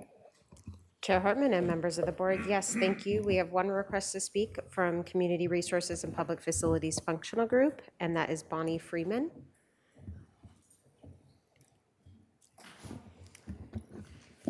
I'm so sorry. Thank you for making this time. I just got back in town and missed the community service section. But I had a statement and some photos that I sent, and I understand that those went through, but there was no comments next to them that was what I was going to do this morning. So if I could just read my statement, maybe it'll fill in somewhat. Thank you so much, Chair Hartman and board members. First, I'd like to thank the board and staff for all the work on the recommended budget for 2022-23. I attended the April workshops and read Executive Officer Maisato's recent message with particular interest in the regional parks and library section, which is why I'm speaking today. I'm a nervous speaker. I live in the new tree farm development of 135 homes in the unincorporated area of District 2. And being a community activist, I became interested in the surrounding housing developments and the University Circle area of 300 homes and the University Circle Park, CSA 3, open space that we all now share. In talking to hundreds of community residences on all sides, I came to understand how this lovely open space was in disrepair and had come to divide the community in its usage.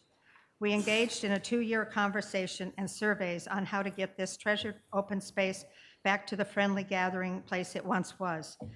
I am sure, and I know, every supervisor here helps their constituents when there is a need that can be addressed within the constraints of their general fund budgets. And being under the umbrella of community services, I know we're a small piece of the pie. But this is where I went into, I would like your patience to look at the photos. I can't explain them and can't show them now because I missed all of that, but I'll just jump to sort of the end. We had a meeting with our supervisor. Oh my gosh. Well, I don't know if I have time for all of those if you want to do that. Okay, so photo number 1. This is a wonderful children's park and trail to open space to Kellogg Path and the courts. Photo number 2. This is our open space, how it looked in from like 2003 and 2005. Notice the beautiful lawn and the backstop for softball, and then notice the trees along the right-hand side. Photo number 3. This would be the current photo of the open space, and it shows that the trees have been taken away from the right-hand side to put in a pathway. A wonderful pathway and a great capital improvement project, but it had unintended consequences with new people coming in that didn't have access before. So number 4,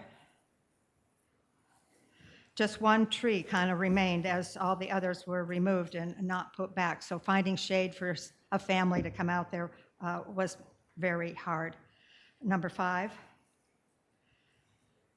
And we were left with dirt access to be able to scoot down to get into the open space, which the seniors had to stop coming down because it was too dangerous. Number 5, or was that number 6? So anyhow, June 20 to 21, I don't have a photo of when Supervisor Greg Hart, Chief of Staff Chris Henson, and Assistant County Parks Director Jeff Lindgren, who on short notice fit us into our open space and hear our needs for upgrades.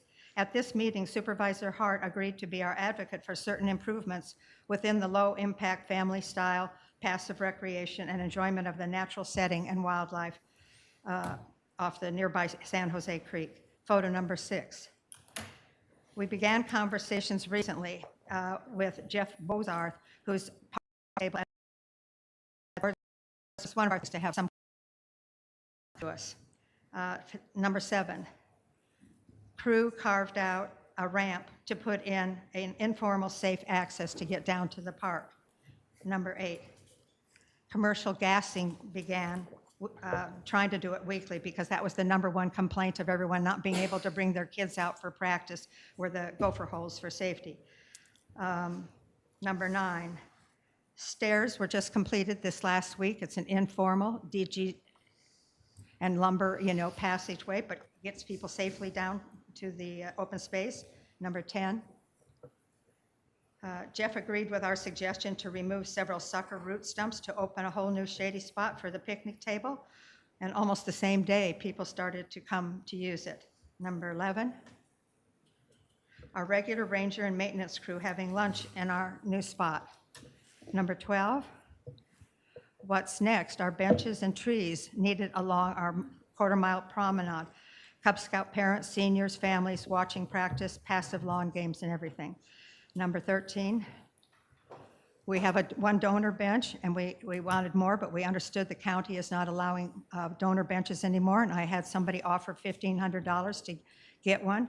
So I'd wonder if somebody could look into how we could have that back again, because we'll try to raise money for that. And so the point being that many wonderful capital improvement projects are needed and implemented.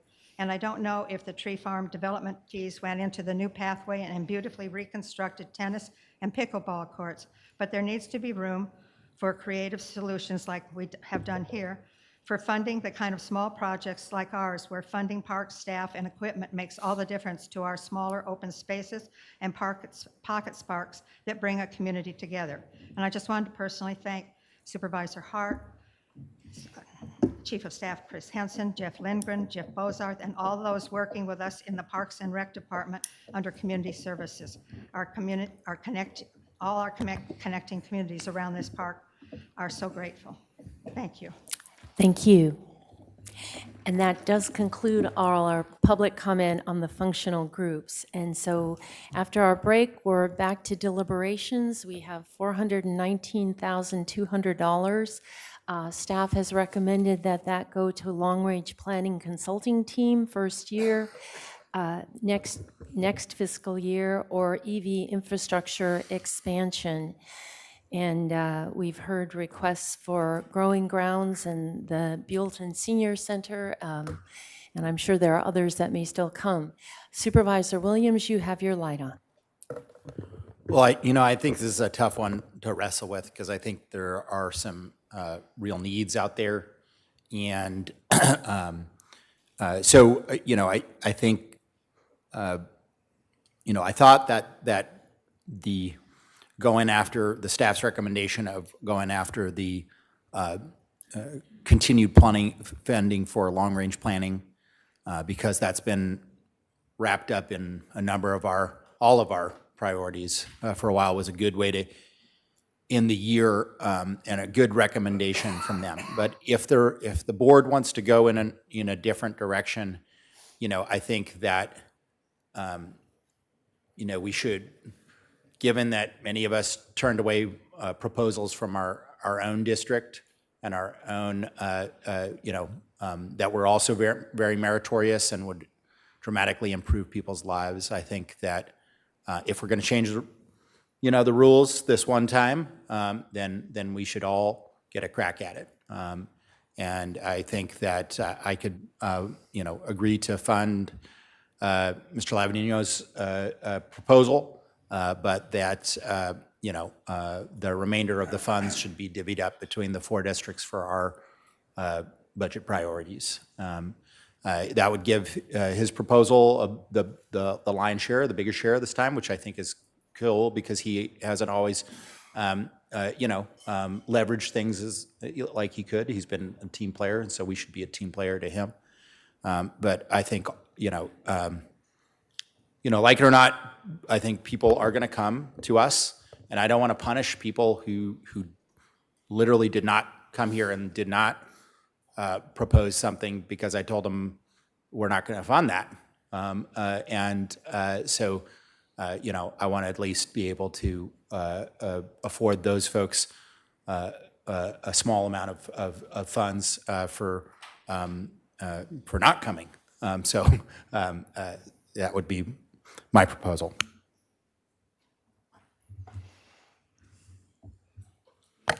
Supervisor Lavanino. Thank you, Madam Chair. This is my 12th budget. I never liked the last second candy store approach. That's not what this is. This is because of a change, I believe, because of a change that we had in a department. I didn't have the opportunity to get a program into the system quick enough for it to go through the proper system. I wouldn't be here. I don't think I've done it for 12 years of coming and saying, hey, let's give $40,000 here, let's give $60,000 there, let's give $75,000 there. You're right, there are needs all over the place. I probably have the district that's got more need than anybody. And there are a plethora of 501c3s that come to my office on a weekly basis and are asking for funding for a little bit here and a little bit there. And I always tell them, go talk to the department head and try to get into the, find a way to get funded through the normal system. So I understand the reticence and the hesitancy, but, and I just want it known too, that next year I'm not going to be, just because we're on this pathway, I want folks to know I am not going to be supportive of last minute requests from 501c3s. That's not the way that this works. This is an aberration, and I'm asking for a little leeway. But for me, it doesn't mean that, yes, now the door's open and we're all going to start funding everything. Because I've got a ton of those as well. And it's a pretty simple request. You can, I'm sure if it's something you're not comfortable with, I'd rather have you just say no than us say, okay, we're going to change the way we're doing things, because I don't want to go back to that either. Supervisor Williams? I totally get why you're pushing this. It's just your assumption that other groups are not in the same boat is not true, and it's not right. And don't vote for it. Okay, it's real easy. Let me just give you an example. We changed, at your request, the situation to fund things that were not, park requests that were within the city. The same year, I turned away Carb Skate Park because they're in the city. So if we're changing the rules so that you can get some very meritorious requests, I want to be able to have my folks be able to play by those same rules. Okay. And so, I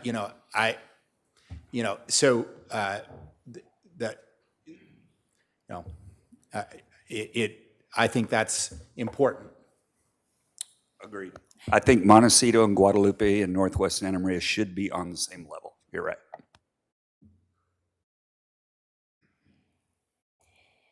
I did not say Montecito. I said Carpinteria. Well, your district is a little bit different than my district, but that's all right. Carpinteria, the east side of Santa Barbara. Okay. Yeah. This is what we really want to avoid, and I think we're all trying to find ways that we can help Supervisor Lavanino reach his goal.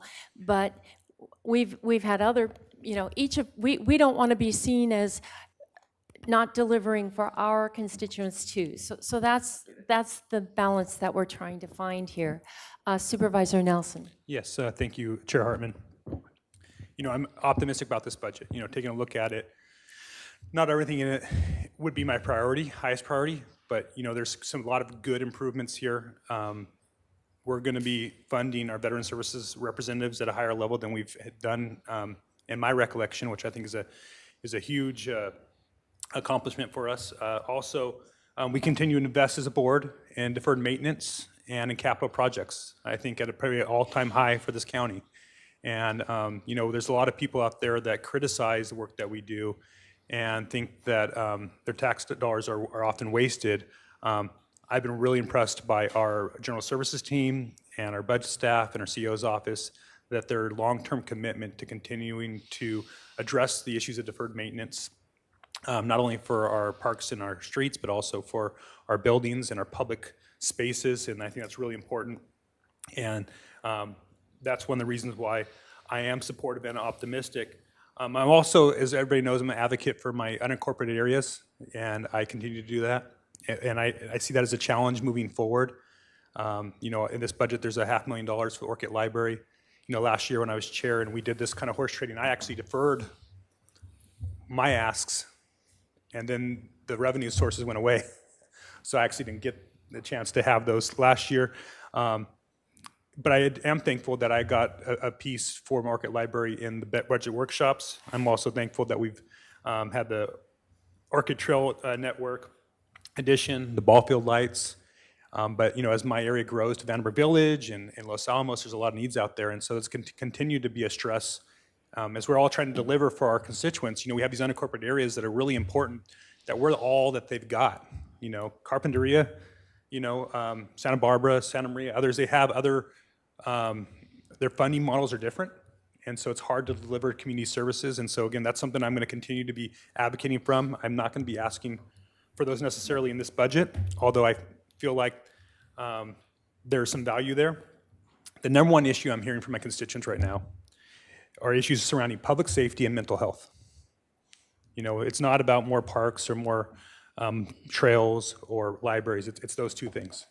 And because of that, I am supportive enthusiastically of Supervisor Lavanino's requests. I do see that not as a new request, but it should have been on the service level reductions in the workshop, and that's where I split the hairs here. I do want to be committed to the program that we've been talking about in the past of not coming in here and just be a giveaway to whoever's the loudest or most politically connected. The other two asks I have are public safety and mental health connected. One is, we talked about in the workshop, the community resource deputy for the North County. Now look at what we have out there as far as community resource deputies. We have one in Carpinteria, Chumash Tribe, Isla Vista, the city of Goleta. And in many ways, some of those are contracted, but some of those are also subsidized by the county, because there's some services there that are not full cost recovery. So I like to see that added back into the budget. I know it can't come out of the $419,000 we have for emerging issues, but I do think we have still money in the Prop 172 dollars, and I know that budget staff has been really doing a good job stewarding those funds for future emerging issues, but there are issues now that we have in the North County, these unincorporated areas, making sure that they have similar services, similar proactive policing, neighborhood education, the things that end up actually lead to prevention in crime and not escalation. So I'm going to ask for that to be funded through Prop 172. And then the second portion is, if we look at the co-response teams, is we have 2 in the South Coast and we have only 1 in the North County. So if you're going to be in a place of crisis, it better not be on a Thursday afternoon in Santa Maria, because you won't be served. Now, I know we can't serve everything, but there's parts of our county, the north and the west, that aren't receiving those same types of services. I think we've seen the presentations throughout the last year on co-response that this is actually a money saver. And you know, there's so many good things that come from this. This is an innovative program, and I believe that we should have equity between north and south, and making sure our underserved communities have the same access to mental health services when they're in time of crisis as those in other parts of our county. So I believe that can be funded also through 172. I don't think it needs to be the full amount that the sheriff has asked for, because I think part of that, as we've talked to Director Navarro about, is that she can potentially assume some of that within her own crisis intervention teams. I think we're really looking at $261,000 for an additional co-response team. And again, I'm not asking from the 419. I think that we should put these as immediate priorities for Prop 172 dollars, which we have a significant balance in at this time. I do understand that we will have future challenges in public safety in the Sheriff's Department, but these are existing challenges that are on the ground today, and I think are really important to be funded, and a really important part of this budget for my vote. Supervisor Hart, you had your light on earlier. Was there something you wanted to add to the mix?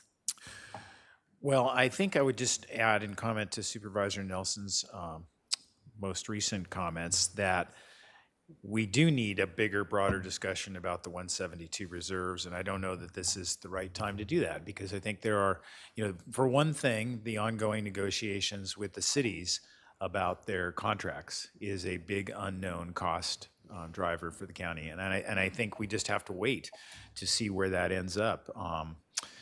Those are big numbers, and I know that staff is shepherding the 172 reserves partially to be able to respond to that, wherever that ends up. I mean, there's the negotiations for the current contract, but there are the future 3-year going forward obligation of the next contract. And the issues that are rough in this current contract negotiation are going to roll over to the next contract negotiation. And I would hate for us to use all the resources that we need to address those longer term issues, now for what I would 100% agree is, one of the most successful programs that we operate in mental health services, the co-response team. So I'm a big fan of that program. I want to see that funded, but I just can't see doing that in this context this way. Love to see it in the context of a bigger, broader discussion about the Prop 172 reserves when we have those numbers more finally determined. Supervisor Nelson? Yeah, I understand that, but this is our budget hearings, and this is how we decide to spend money. And these issues exist now. I think that's a proper place to take those money for. I think we could go back in and some of the other allocations that we made that I think are lesser priorities than making sure that we have co-response. If we want to go back and cut, I'm open to that because I do think these things are that important. I mean, these are real life examples of how county government can be effective in people's lives and our public safety. And so I'm glad to have that conversation, but I learned my lesson last budget hearings when I delay my requests and my advocacy for my constituents, that sometimes they lose out. And so I think it's really important to make sure that I ask you guys for that and hope to have your support.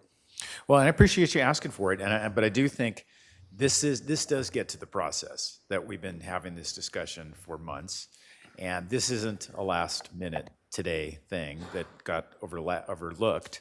We've all been advocating for increasing the co-response program, knowing that we have limited dollars, and that we've come to this place where we have a consensus. I think we have a little bit of disagreement about today's things, and you have a legitimate passionately held view about this project. All of us do, honestly. I think that's the thing. But, really to reopen the entire budget, to do that, to cut back things that we've been talking about for 2 months, I mean, that's a theoretical choice, but I don't know if that's a realistic choice. And then the other choice that you put on the table, going for the 172 reserves, that's a choice too, but there's no context to that without a bigger, broader conversation. So it just feels to me like, we could have had this conversation a month ago.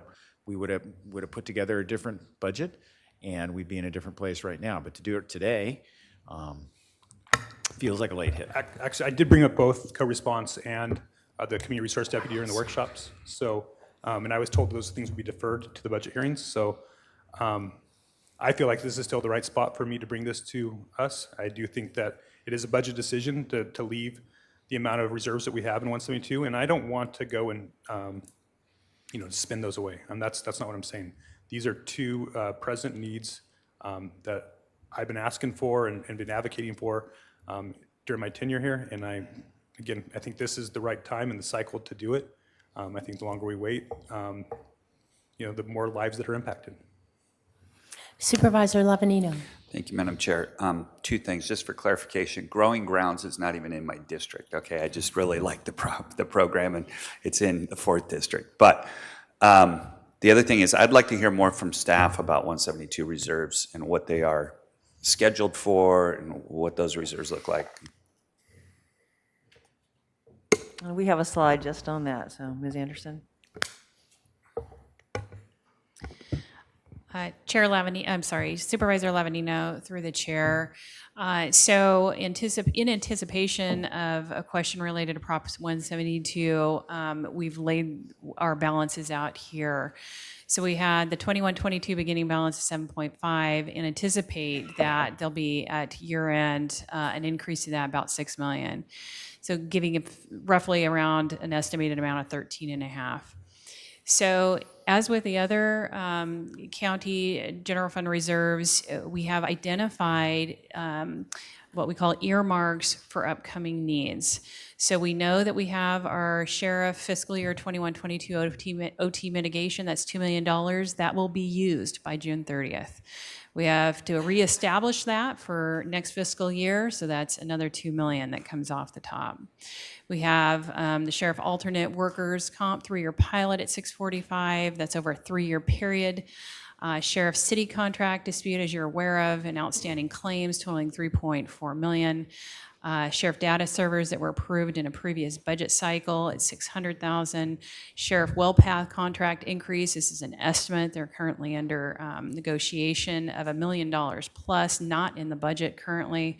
We have the Sheriff NBJ operational plan discussion, as we were talking earlier, that we are anticipating cost increases beyond 22-23, up to $5 million in the out years, so that we have to plan for that. So not all in 22-23 or 23-24, but over the 5-year period. We do have a prudent reserve established. This is best practice in accordance with GFOA for $3.5 million. This is to, I don't know, just to refresh your memory, Prop 172 is based on sales tax, so it is impacted by any economic changes. So we have a difference. This is just a list. Some of these things are ongoing. So we are monitoring, and there has been growth associated with Prop 172, and we are hopeful to have an in-depth conversation with your board, again, before December, looking at all these resources, GFC, Prop 172 around the public safety departments. Prop 172 can only be spent on public safety activities, and that's why we're having that forward looking like we do with all of our other general fund resources. We have a 5-year kind of outlook about what we're anticipating, and this is what we're seeing. Chair? Just let me ask one thing.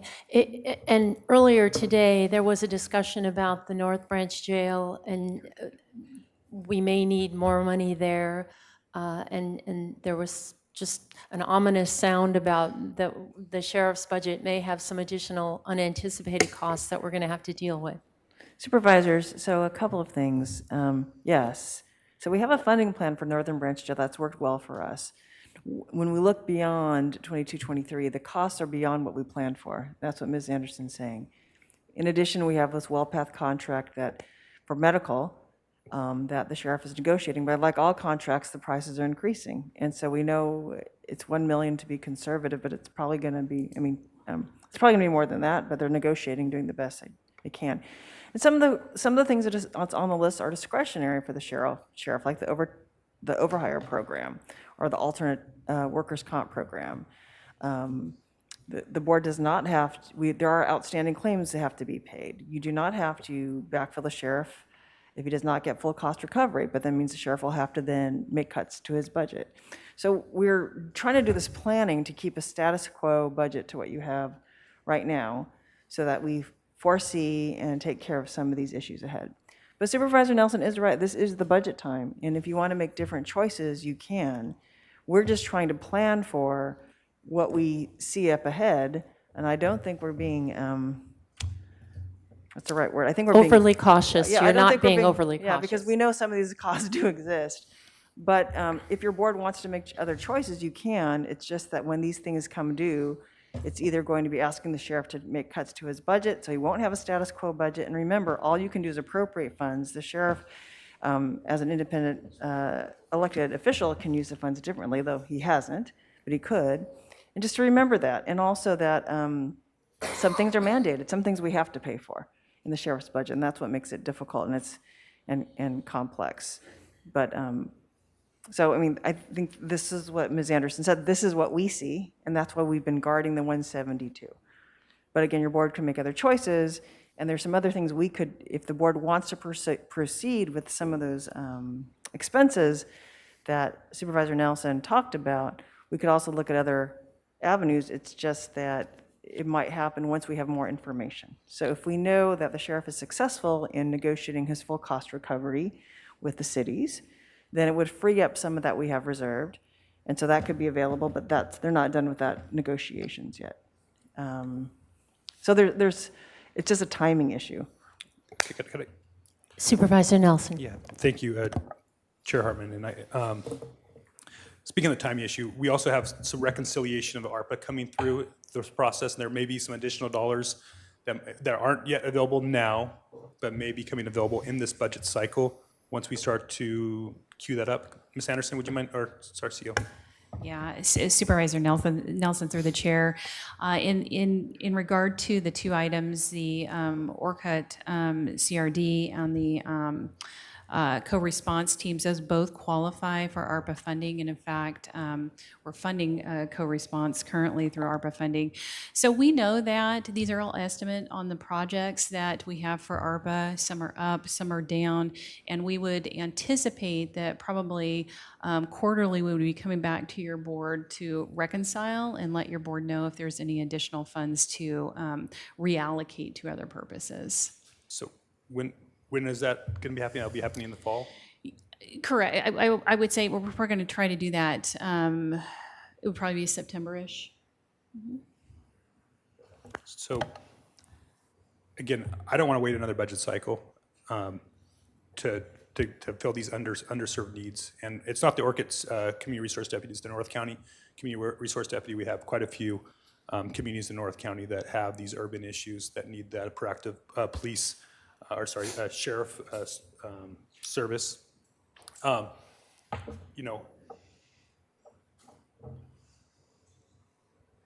If this board can make a commitment once we get through these negotiations and through the ARPA discussion, that we can come back mid-year, mid-budget to rediscuss these two issues, I may be able to get there, but I need that from you guys. Otherwise, I'm not comfortable moving forward. Because again, this, like I said, it happened to me last year.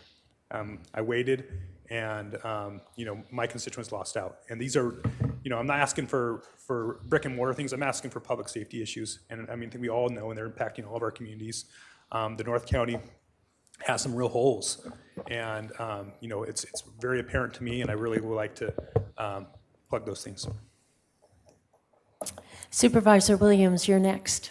Yeah, I've wanted to agree with Supervisor Hart that it's premature, but I'm going to lay out a different set of reasons, which is just because it is unclear of where the officers would come from. We have, was presented to us at the last budget hearing, we have over 50 open positions.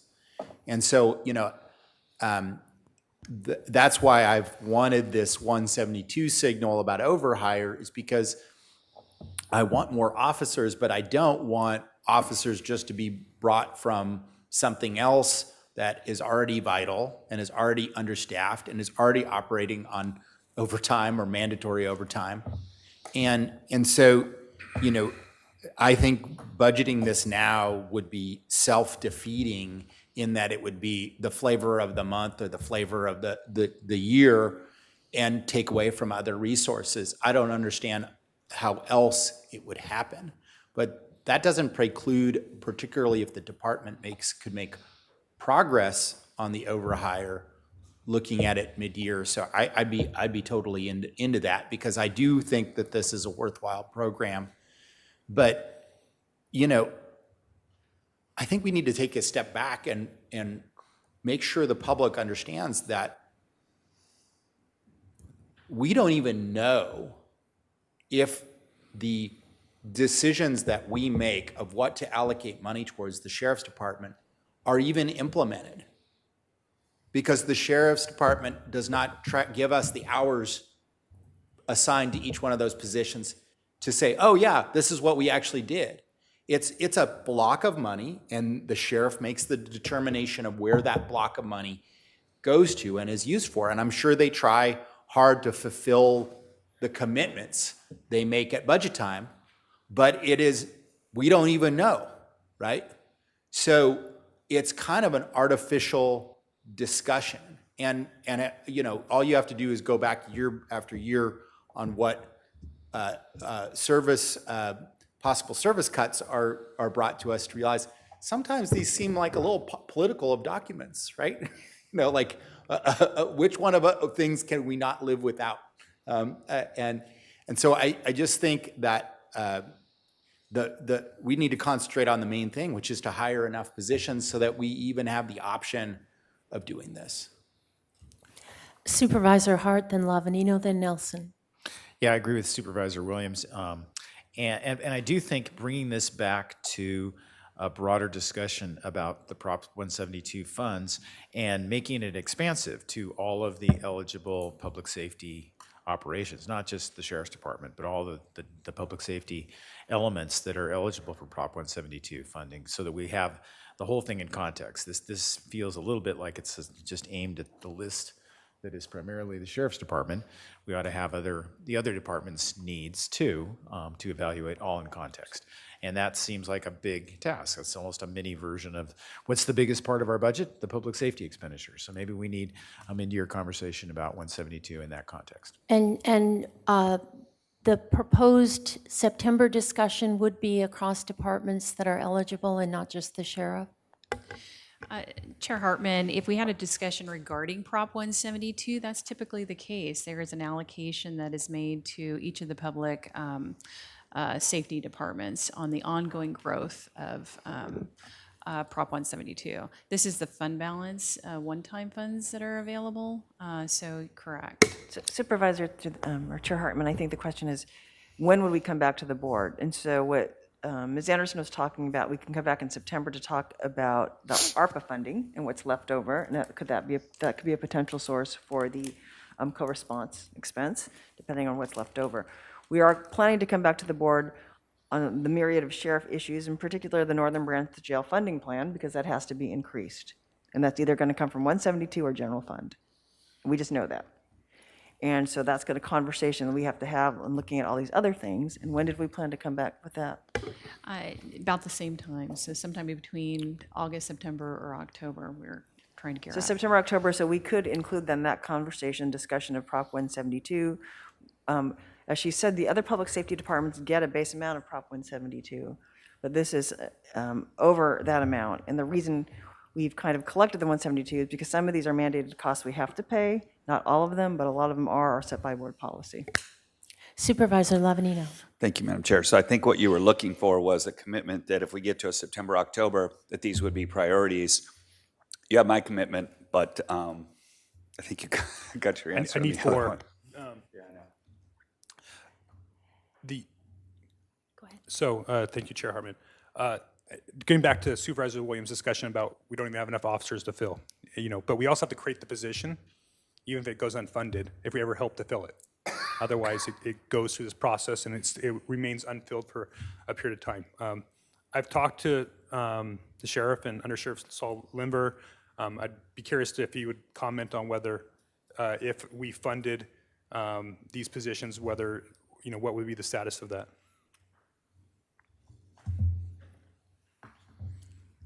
Thank you. Supervisor Nelson, through the chair. Of the vacancies that were mentioned, we only have 9 LE deputy vacancies. The CRD, Community Resource Deputy for the North County, would come from the law enforcement job description, if you will, much like the co-response will. So currently right now, we only have 9 vacancies on the LE side. We do have quite a few vacancies on the custody. We have 27 vacancies as of Monday. We would probably fill those fairly quickly. And also, we have always and will continue to fill the positions that we explained during budget. The sheriff is committed that when we discuss positions within budget hearings, and we say we want this position for this specific job, we do fill that job as was described within the budget. Thank you, Under Sheriff. Madam Chair? Yes. Saul? I need to understand, because this is now the 6th budget I've been here, and I've heard you and your predecessor say that every single year. if you fund it, we'll hire it. And it's never happened. So what's different this year that's going to make it happen? I guess Supervisor Williams, through the chair, I would ask what positions you're referring to never happened. Because since I've been involved in the budget, co-response, we have deputies in co-response. We have filled those positions. We, as you just indicated, have, 35 open positions currently? You had 50 when we came to us last time. That's great progress. Appreciate it. But I've heard that in only 1 year out of those 6 years, when we did a very ambitious overhire, did we even get close to filling all those positions? So I want to make sure people don't have amnesia, because this has been represented to us every year, this sort of narrative that if you fund it, we'll fill the positions, but that hasn't happened. It's not currently the situation with what we have already allocated for. So, yeah, I'm sure you would fill the co-response positions, but then you might have other open positions in patrol. A time request, or you use a portion of the money that we allocate to these positions for overtime. You haven't been able to fill the positions. Well, not totally true. As a matter of fact, in January of this year, we overhired 2 LE deputies. And over the past 4 years since I've been undersheriff, we've hit that 3% mark at least 4 times, where we have hired within 3% on the LE side and also on the custody side. We are having issues on the custody side right now. Like I said, we have 27 vacancies. I guess what I'm referring to is, if you give us the budget for a specific position, such as co-response, such as a CRD, we will fill those positions. Where the vacancies are on patrol. And is there overtime to cover those patrol shifts? Yes, there are. But if I don't feel like there's enough people in patrol, how is that then a win if you take someone away from patrol to put it on co-response? Well, the co-response helps with calls that patrol would normally handle. Yeah, and more effectively in some cases. My issue is that, we have a historical problem, Saul. It's a historical problem. I want to do something about it. I'm having someone interview this week, that I convinced to interview. So I'm out there every day trying to convince people to become deputy sheriffs, but this is a problem, and that's what I think needs to be discussed when we talk about these positions, like they're going to magically come from nowhere. They're not going to come from nowhere. They're going to be taken away from patrol. Well, first, I thank you for bringing the recruit to us. And I agree with you. And as you've heard us say for years, we have a structural staffing deficit that we present to the CEO's office, and it's something we're going to be working on over the next several months. I appreciate you keeping at it. I guess I'll weigh in a little bit here. I think that I'm eager to see what more we can do with co-response and fire. I believe that may be a more efficient way to handle some of it, not to replace what's the sheriff has, but I do think to supplement, and that has worked in other areas, and we're looking into that. Having represented many of the unincorporated communities that Supervisor Nelson now represents, and believing that community resource deputies are the place where we should start, because that's where you get intelligence, that's where you learn about the community, that's where, so I have a difference with the sheriff, and the sheriff wins. But I would be very much supportive of bringing that discussion of community resource deputy for North County into this broader discussion with I can't guarantee that I'm absolutely there, but I certainly have a great deal of empathy for the needs in North County and for this kind of officer that builds relationships with communities, not just patrolling around. The KPMG report asked for more information from the Sheriff's Department on how resources are deployed so that we would have a better sense. And again, I think it builds much stronger connections to communities to have somebody who's there. And I've seen that work in Solvang, I've seen that work in IV, and I want that for North County as much as Supervisor Nelson does. It's needed. But I agree with my colleagues on the board that I think we need the whole discussion, but I do think it is a priority. Supervisor Nelson. Thank you, Chair Hartman, and I appreciate that. I know you heartfeltly feel that way.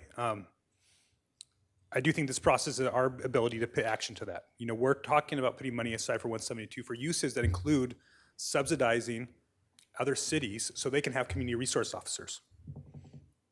So subsidizing other cities, not unincorporated residents, so that we aren't able to provide the same types of services to the North County. But in fairness, we're not sure how those negotiations are going to be completed, but the goal is cost recovery. We're putting them ahead of us, putting our own responsibility above North County families that are in crisis. So, that's where I struggle with, I know we all are kind of there and we support the program and that's all great and fine, but, I'm asking for us to fund them. I do think that they are a higher priority than everything else on that list of anticipated uses. It's the most anticipated use that I'm hoping that we can fund because I think it's that important. This isn't just a is it co-response or community resources deputy, just so I'm clear on what, okay. Supervisor Williams. And I just want to make it clear, I think it's just an order, right? We have $2 million that is set aside for hiring and accessible for the Sheriff's Department to meet those and fill those positions. But I feel like the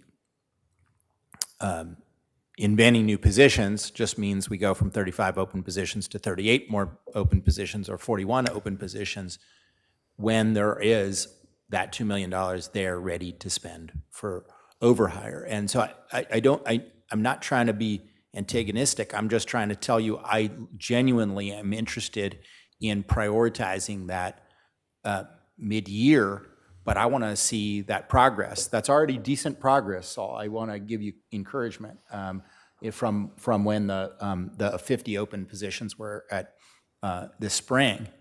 But I want to see those positions filled and that money we've already set aside tapped in, because what I don't want to do, and what we've done many years, is we've funded these positions. We've represented to the community that we're bringing you more public safety positions. They don't end up getting hired, and what that money is converted to is overtime. And overtime in the amounts that is hurting the men and women of the department, and overtime that hurts the fiscal bottom line of the county.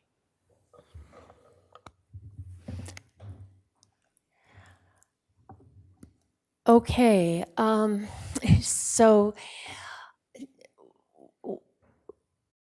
when will we know more about co-response and fire and other models to supplement the existing co-response?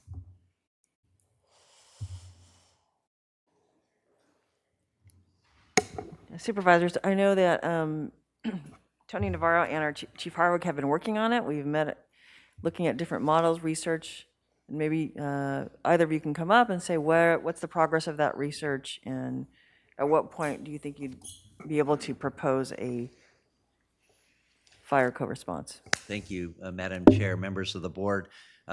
Director Navarro and I have been looking at some of the programs that are out and working in other parts of the state right now. Specifically, and I think it's important to note, as Director Navarro did, there's a large portion of these calls or these situations that don't necessarily require law enforcement, and yet some do, clearly. So having a kind of a medical side and using these licensed healthcare practitioners, the paramedics working under the license of a physician in the county, to address those are programs that I've been interested in for some time. I know you have, Chair, and of course, Director Navarro has some experience with those as well, specifically programs in Alameda County, in San Francisco County, and now in LA County, using existing county facilities that some of which we have here in order to provide better services to the mental health needs of the community.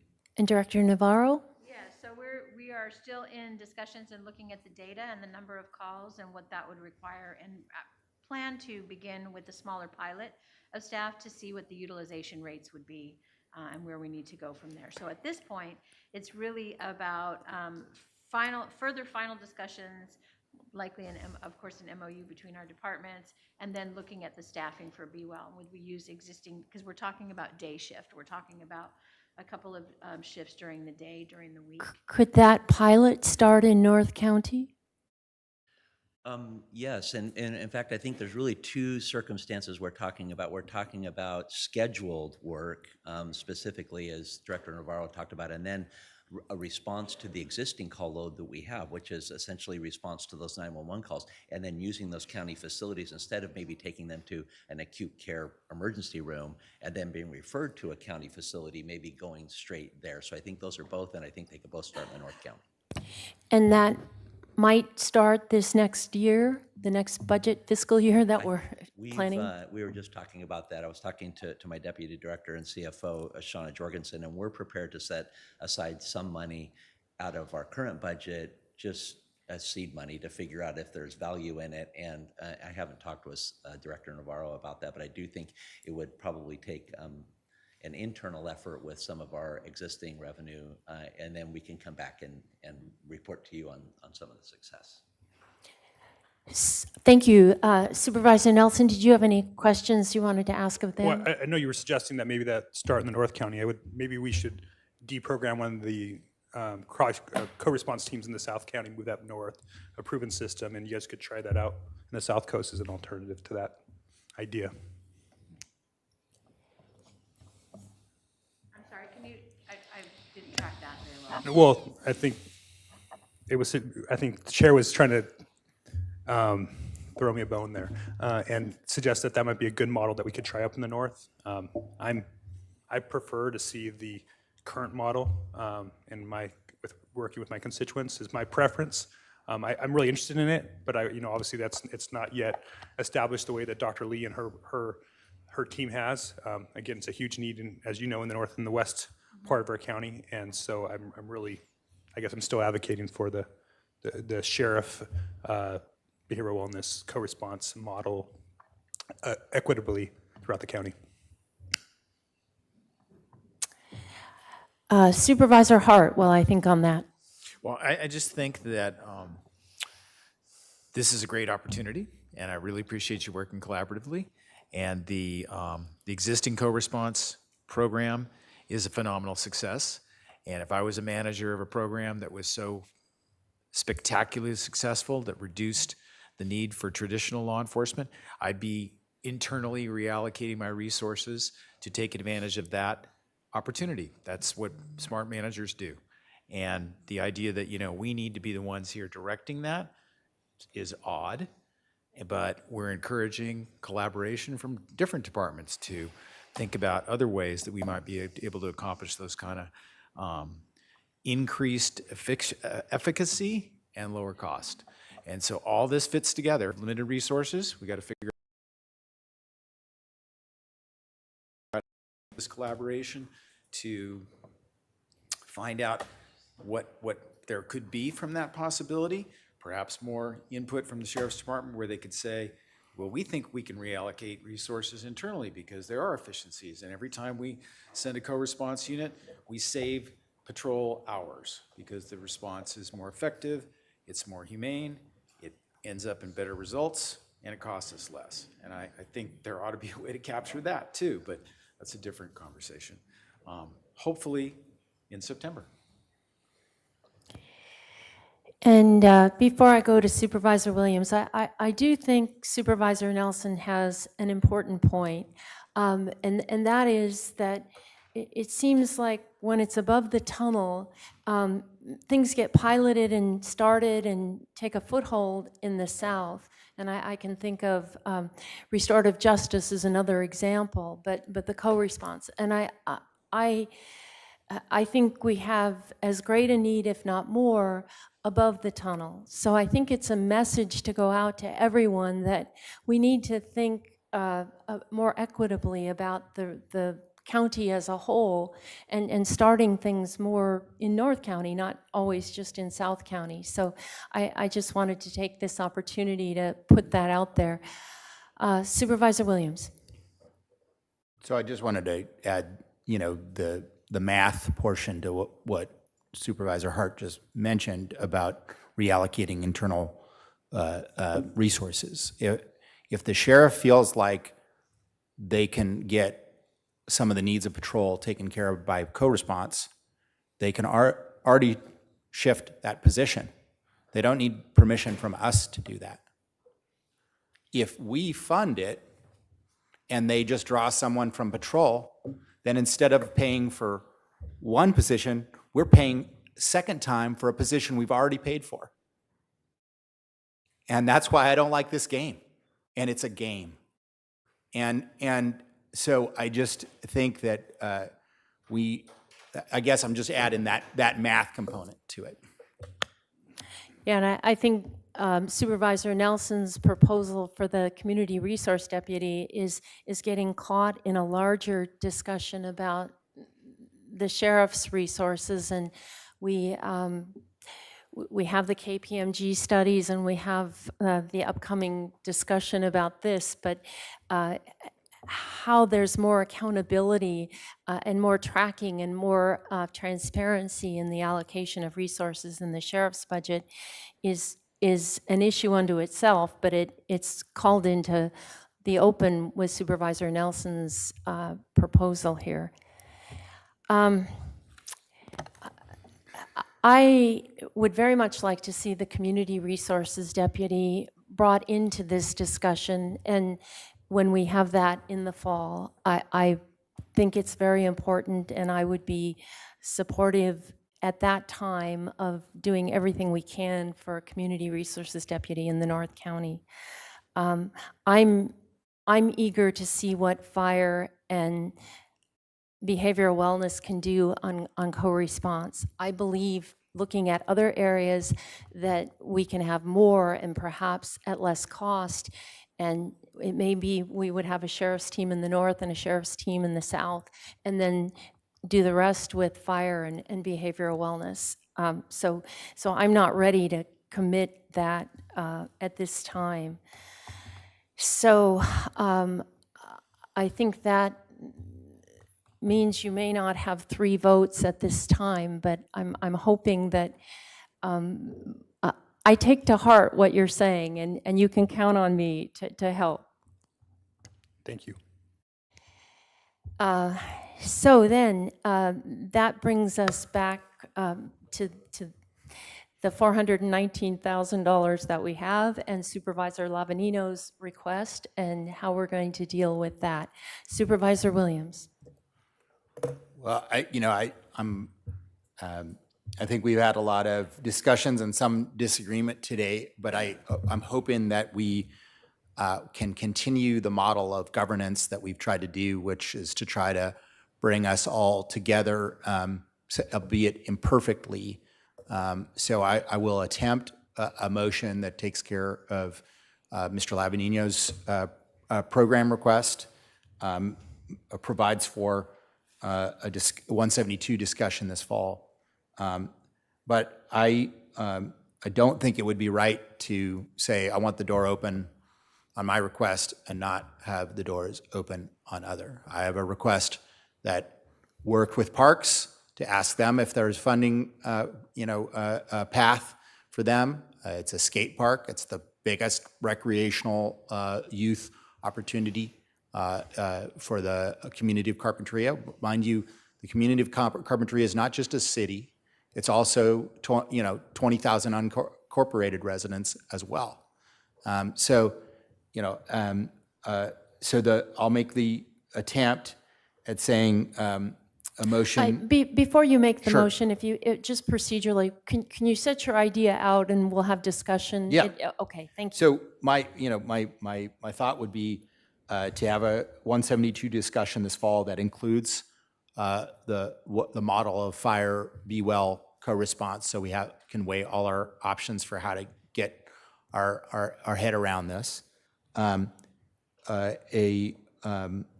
$200,000 funding request for growing solutions, if I'm getting that right. And if I might add, it's actually in Supervisor Nelson's district, you pointed out, so it's a win for both. Yeah, I've been carrying the water for you this whole day, taking the beating, but it's not even mine. And then I think that if I'm doing my math correctly, it would mean that there's 54,500 or so per district for the other 4 districts to allocate if we do it that way. And I would just say that we each put it forward. We all have more than that amount of requests that we have not funded this year. So some discussion. Supervisor Lavanino. So if we're going to do it your way, I just spent your money, man. So I get my own. No, I'm just kidding. I'm just kidding. I'm actually okay with that. Look, whatever you want to do with the balance, I mean, we're talking about a $1.4 billion budget, and we're getting down to slivers of the pie that. I know, it's so ironic. We're taking out the knives over the last 10 grand. It happens every time. We sit up here and we talk about a couple $100, so which is still taxpayer money, so we don't want to waste it. But these are all, well-deserving, and if I can support chopping up the last Fort 19, however you want to do it. Well, I'll chime in here. We heard from the Buellton Senior Center that they're in desperate straits, and so if I did have money, that's where I would allocate it. Even though I know we have a discussion coming up in a broader context, their emergency need is now, and it is for people below the poverty line. So if we're going that direction, that's what I'd put on the table.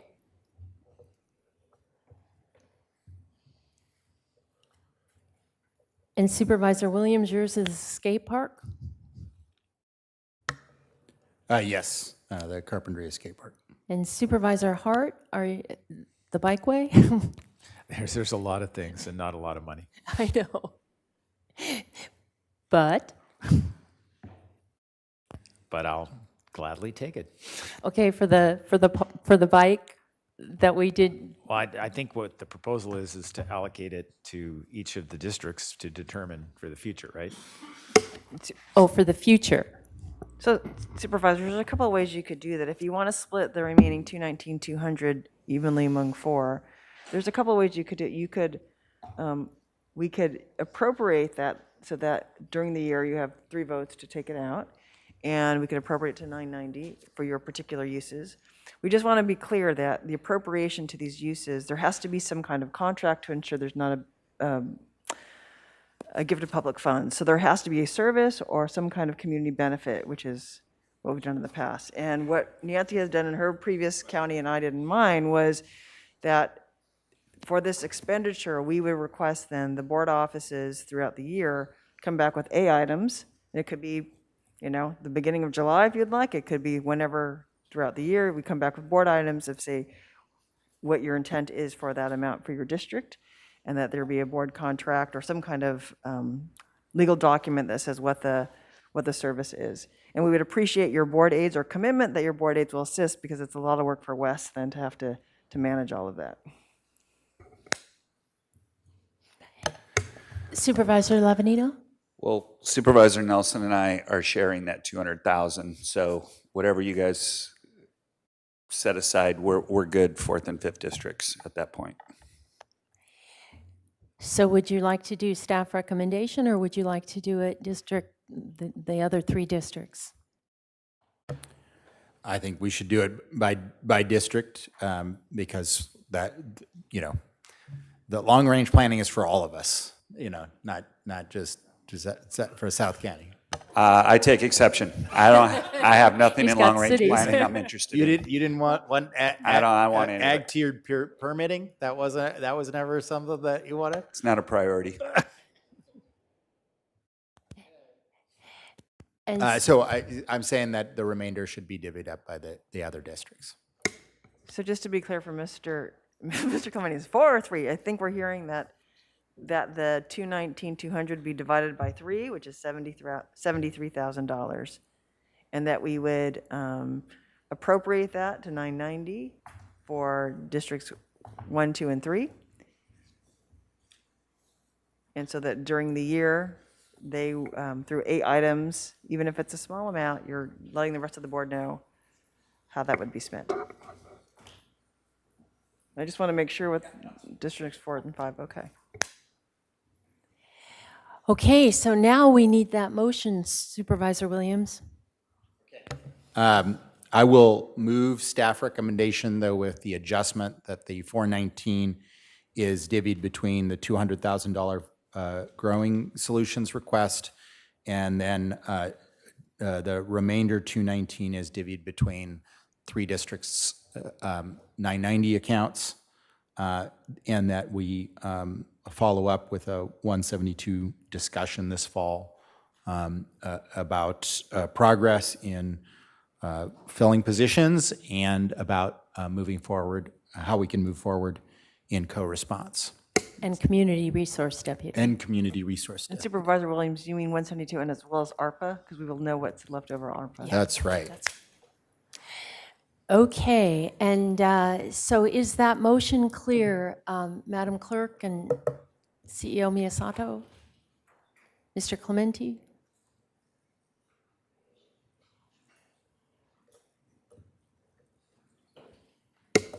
Just one second, I want to make sure the auditor is clear. Okay, yeah. Okay. Okay, and we need a second to the motion. I'll second that motion, and then we're going to have discussion? Yeah. Okay, so I second. All right, so we have a motion and a second. Further discussion, Supervisor Lavanito. Thank you, Madam Chair. Well, I knew bringing that at the last minute was going to be an issue, and I do apologize for that. And I do appreciate the fact that everybody came along. I knew it wasn't going to be easy, and I wouldn't have done it if I didn't really feel that that was the only way it was going to get done. So, I want those out in the community to realize there's 5 people that we all are passionate about what we believe in, and I think this board, these 5 members have probably, since I've been here, this is the tightest as far as realizing what everybody else's priorities are and trying to build those into a budget. A budget is a document that expresses our values. And so I think we've done an outstanding job of working together to get to where we need to be. It's, unfortunately, because of the Brown Act, we can't get behind the scenes and go, well, I'll tell you what, if you do this, I'll do that, or I could give you this and you can get that. So it has to be done out in public, and it's messy and it's ugly sometimes, but I appreciate the leeway. I also think it's important to go back and focus on what CEO Miyasato was talking about when she put up all those things that we're accomplishing.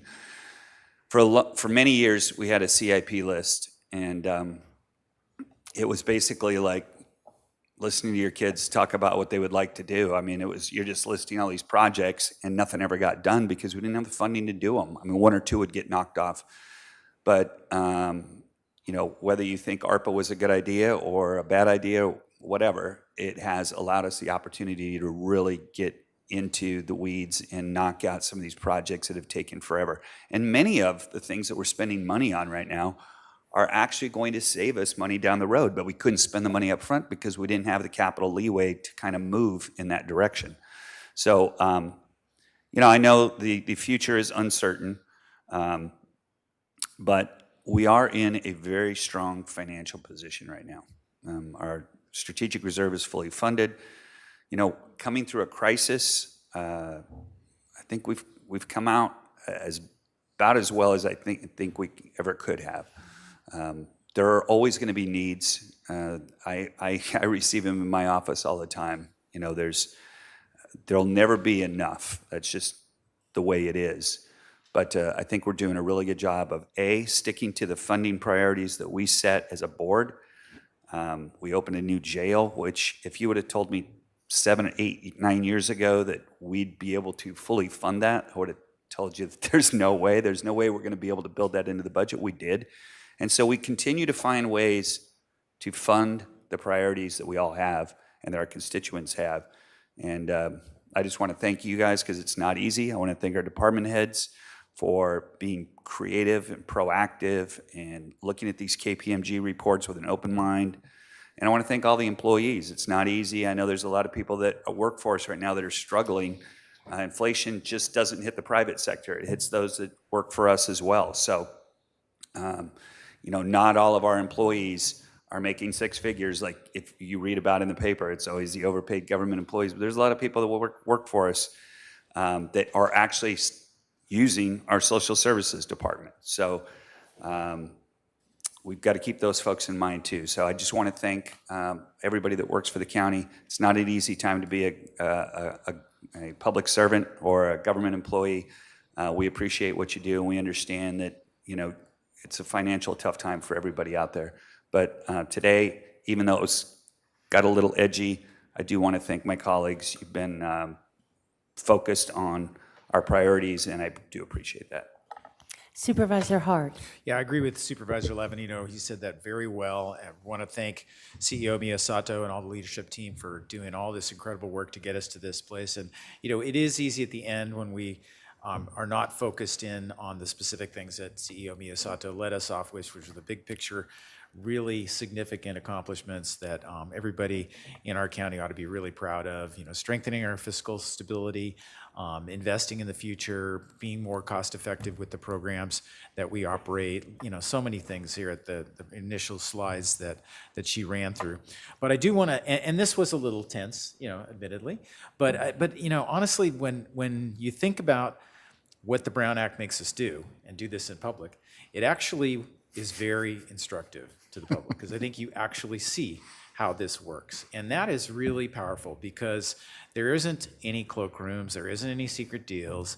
This is, we're doing the people's business in front of people. And it is remarkably collegial, even when it's a little bit tense. It is not, it is something people should be proud of, and this is, I think we're teaching folks internally in our organization and also, more importantly, in the larger community, that people with good faith and respect for each other can make hard, tough decisions that they don't agree about and come away from it with a better result as a result of the conversation. Supervisor Williams. So last week I represented you all by going to Washington for SB CAG to lobby for some more transportation funding. And I was there during the gun violence debate, and it was an incredible time to be there because a lot of things that we've worked on here is being debated in Washington. But whenever I go to another area, right, and I won't name other counties in California, but that's true too, people go, so is it like this in your county? The level of partisanship, the level of division, the level of conflict. And it's always just such a relief to be like, no, actually, it's not like that. It's not like that at all in Santa Barbara County, And some of you have been around long enough to remember when it was, right? That this has not been true in the past. And all that's here. I hope we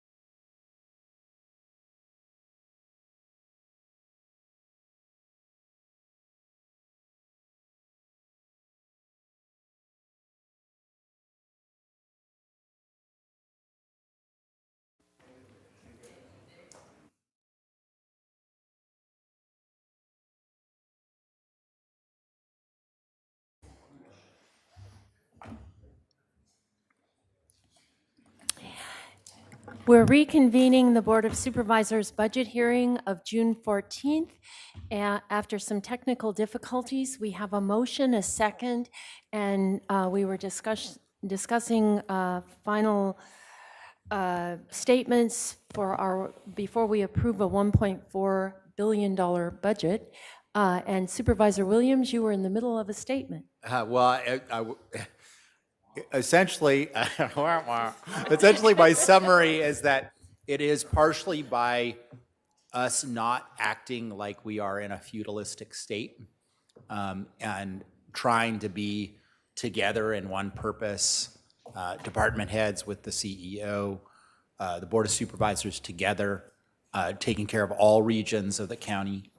It has really, I think, given us great progress as an institution, and it has really enabled us to deliver substantively on infrastructure, road repair, human services, public safety, and we have bold, brave moves in store because we're not just going to hold the status quo in that tranquil period. We're going to push the envelope and do some great things together.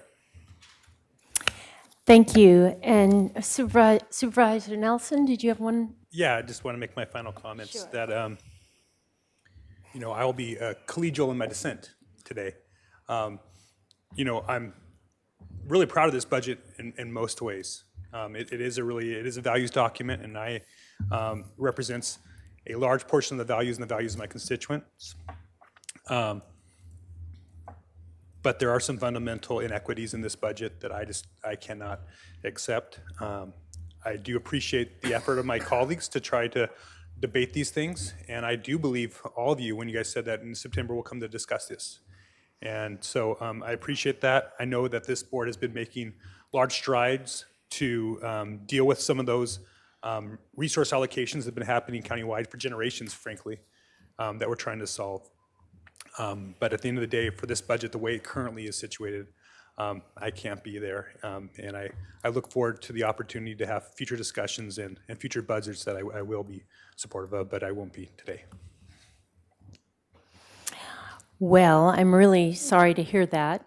I did want to say something just broader and why I'm proud to serve on this board and be in Santa Barbara County.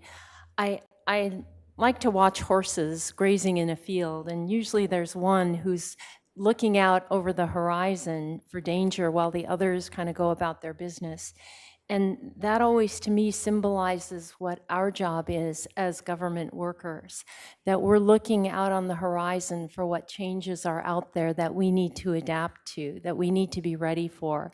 And that, I think, is what CEO Miyasato has been trying to get throughout our culture in the county. And I think this budget reflects exactly that we're anticipating needs of the future and trying to deal with them as best we can, excuse me, now, so that they aren't a big surprise further on down the road. And we've done that in many ways, taken policies that take a number of years to realize. It's easy for board members, for political people, I think this is why they get a bad name, is they use up the resources for that time to get benefits and to get reelected. And I think we're trying very, very hard and very successfully to plan for our county over the long run. And so our rainy day fund is just one example, but I think it's rife throughout this budget, and it expresses things that were set in motion years ago, but we've kept faith. And now we see how much we're doing on our infrastructure, our long-term project list, and whittling that down. We're not going to get a lot of immediate credit for that, but our successors will be grateful that we haven't let them have to face that. So with that, Madam Clerk, would you call the roll? Supervisor You're not speaking, it's just for the vote. Okay, thank you, sorry. Supervisor Williams. Aye. Supervisor Hart. Aye. Supervisor Nelson. No. Supervisor Levanino. Aye. And Chair Hartman. Aye. Motion passes 4-1. And Madam Clerk, budget hearing action number 1, recommended budget. Would you read that into the record? Chair Hartman and members of the board, budget hearing action item number 1 was just previously approved by the board, but to clarify and read that into the record, that is a hearing from the County Executive Office to consider recommendations regarding the fiscal year 2022 through 2023 recommended budget, and the board took action approving staff recommendations A through H, including staff direction. Next on our agenda is to approve budget hearing action item number 2. Also from the County Executive Office, it is a hearing to consider recommendations regarding the fiscal year 2022 through 2023 recommended budget for the County of Santa Barbara as successor agency to the former County of Santa Barbara Redevelopment Agency. Okay, board questions. Supervisor Nelson? Yeah, I just need some clarification on the difference between the two actions.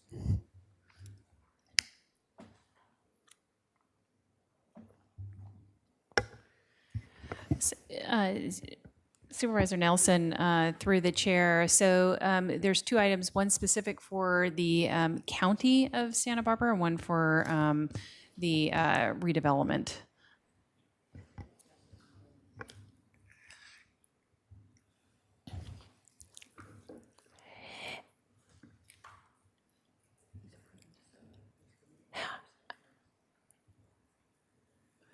I need a little more. I think they're figuring it out.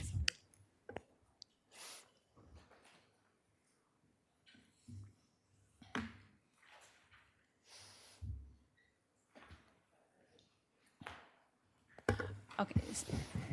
Supervisor Nelson, through the chair. So specifically, your board is approving on item 2, the oversight committee budget for redevelopment.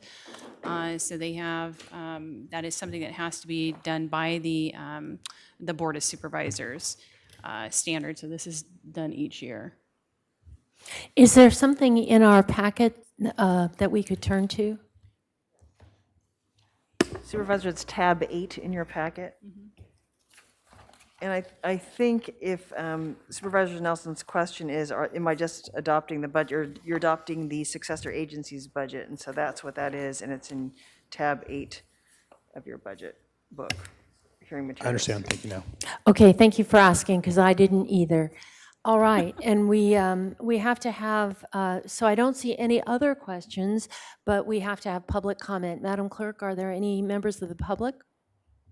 Chair Hartman and members of the board, we received no additional requests to speak specifically on board hearing action item number 2.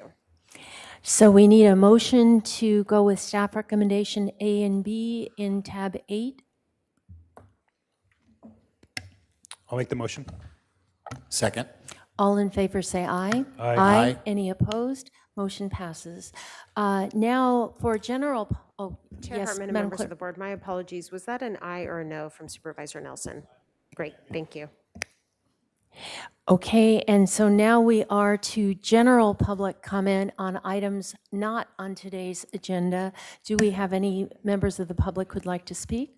Chair Hartman and members of the board, we have no requests to speak on general public comment today. All right, and so now we're going into closed session. So County Council?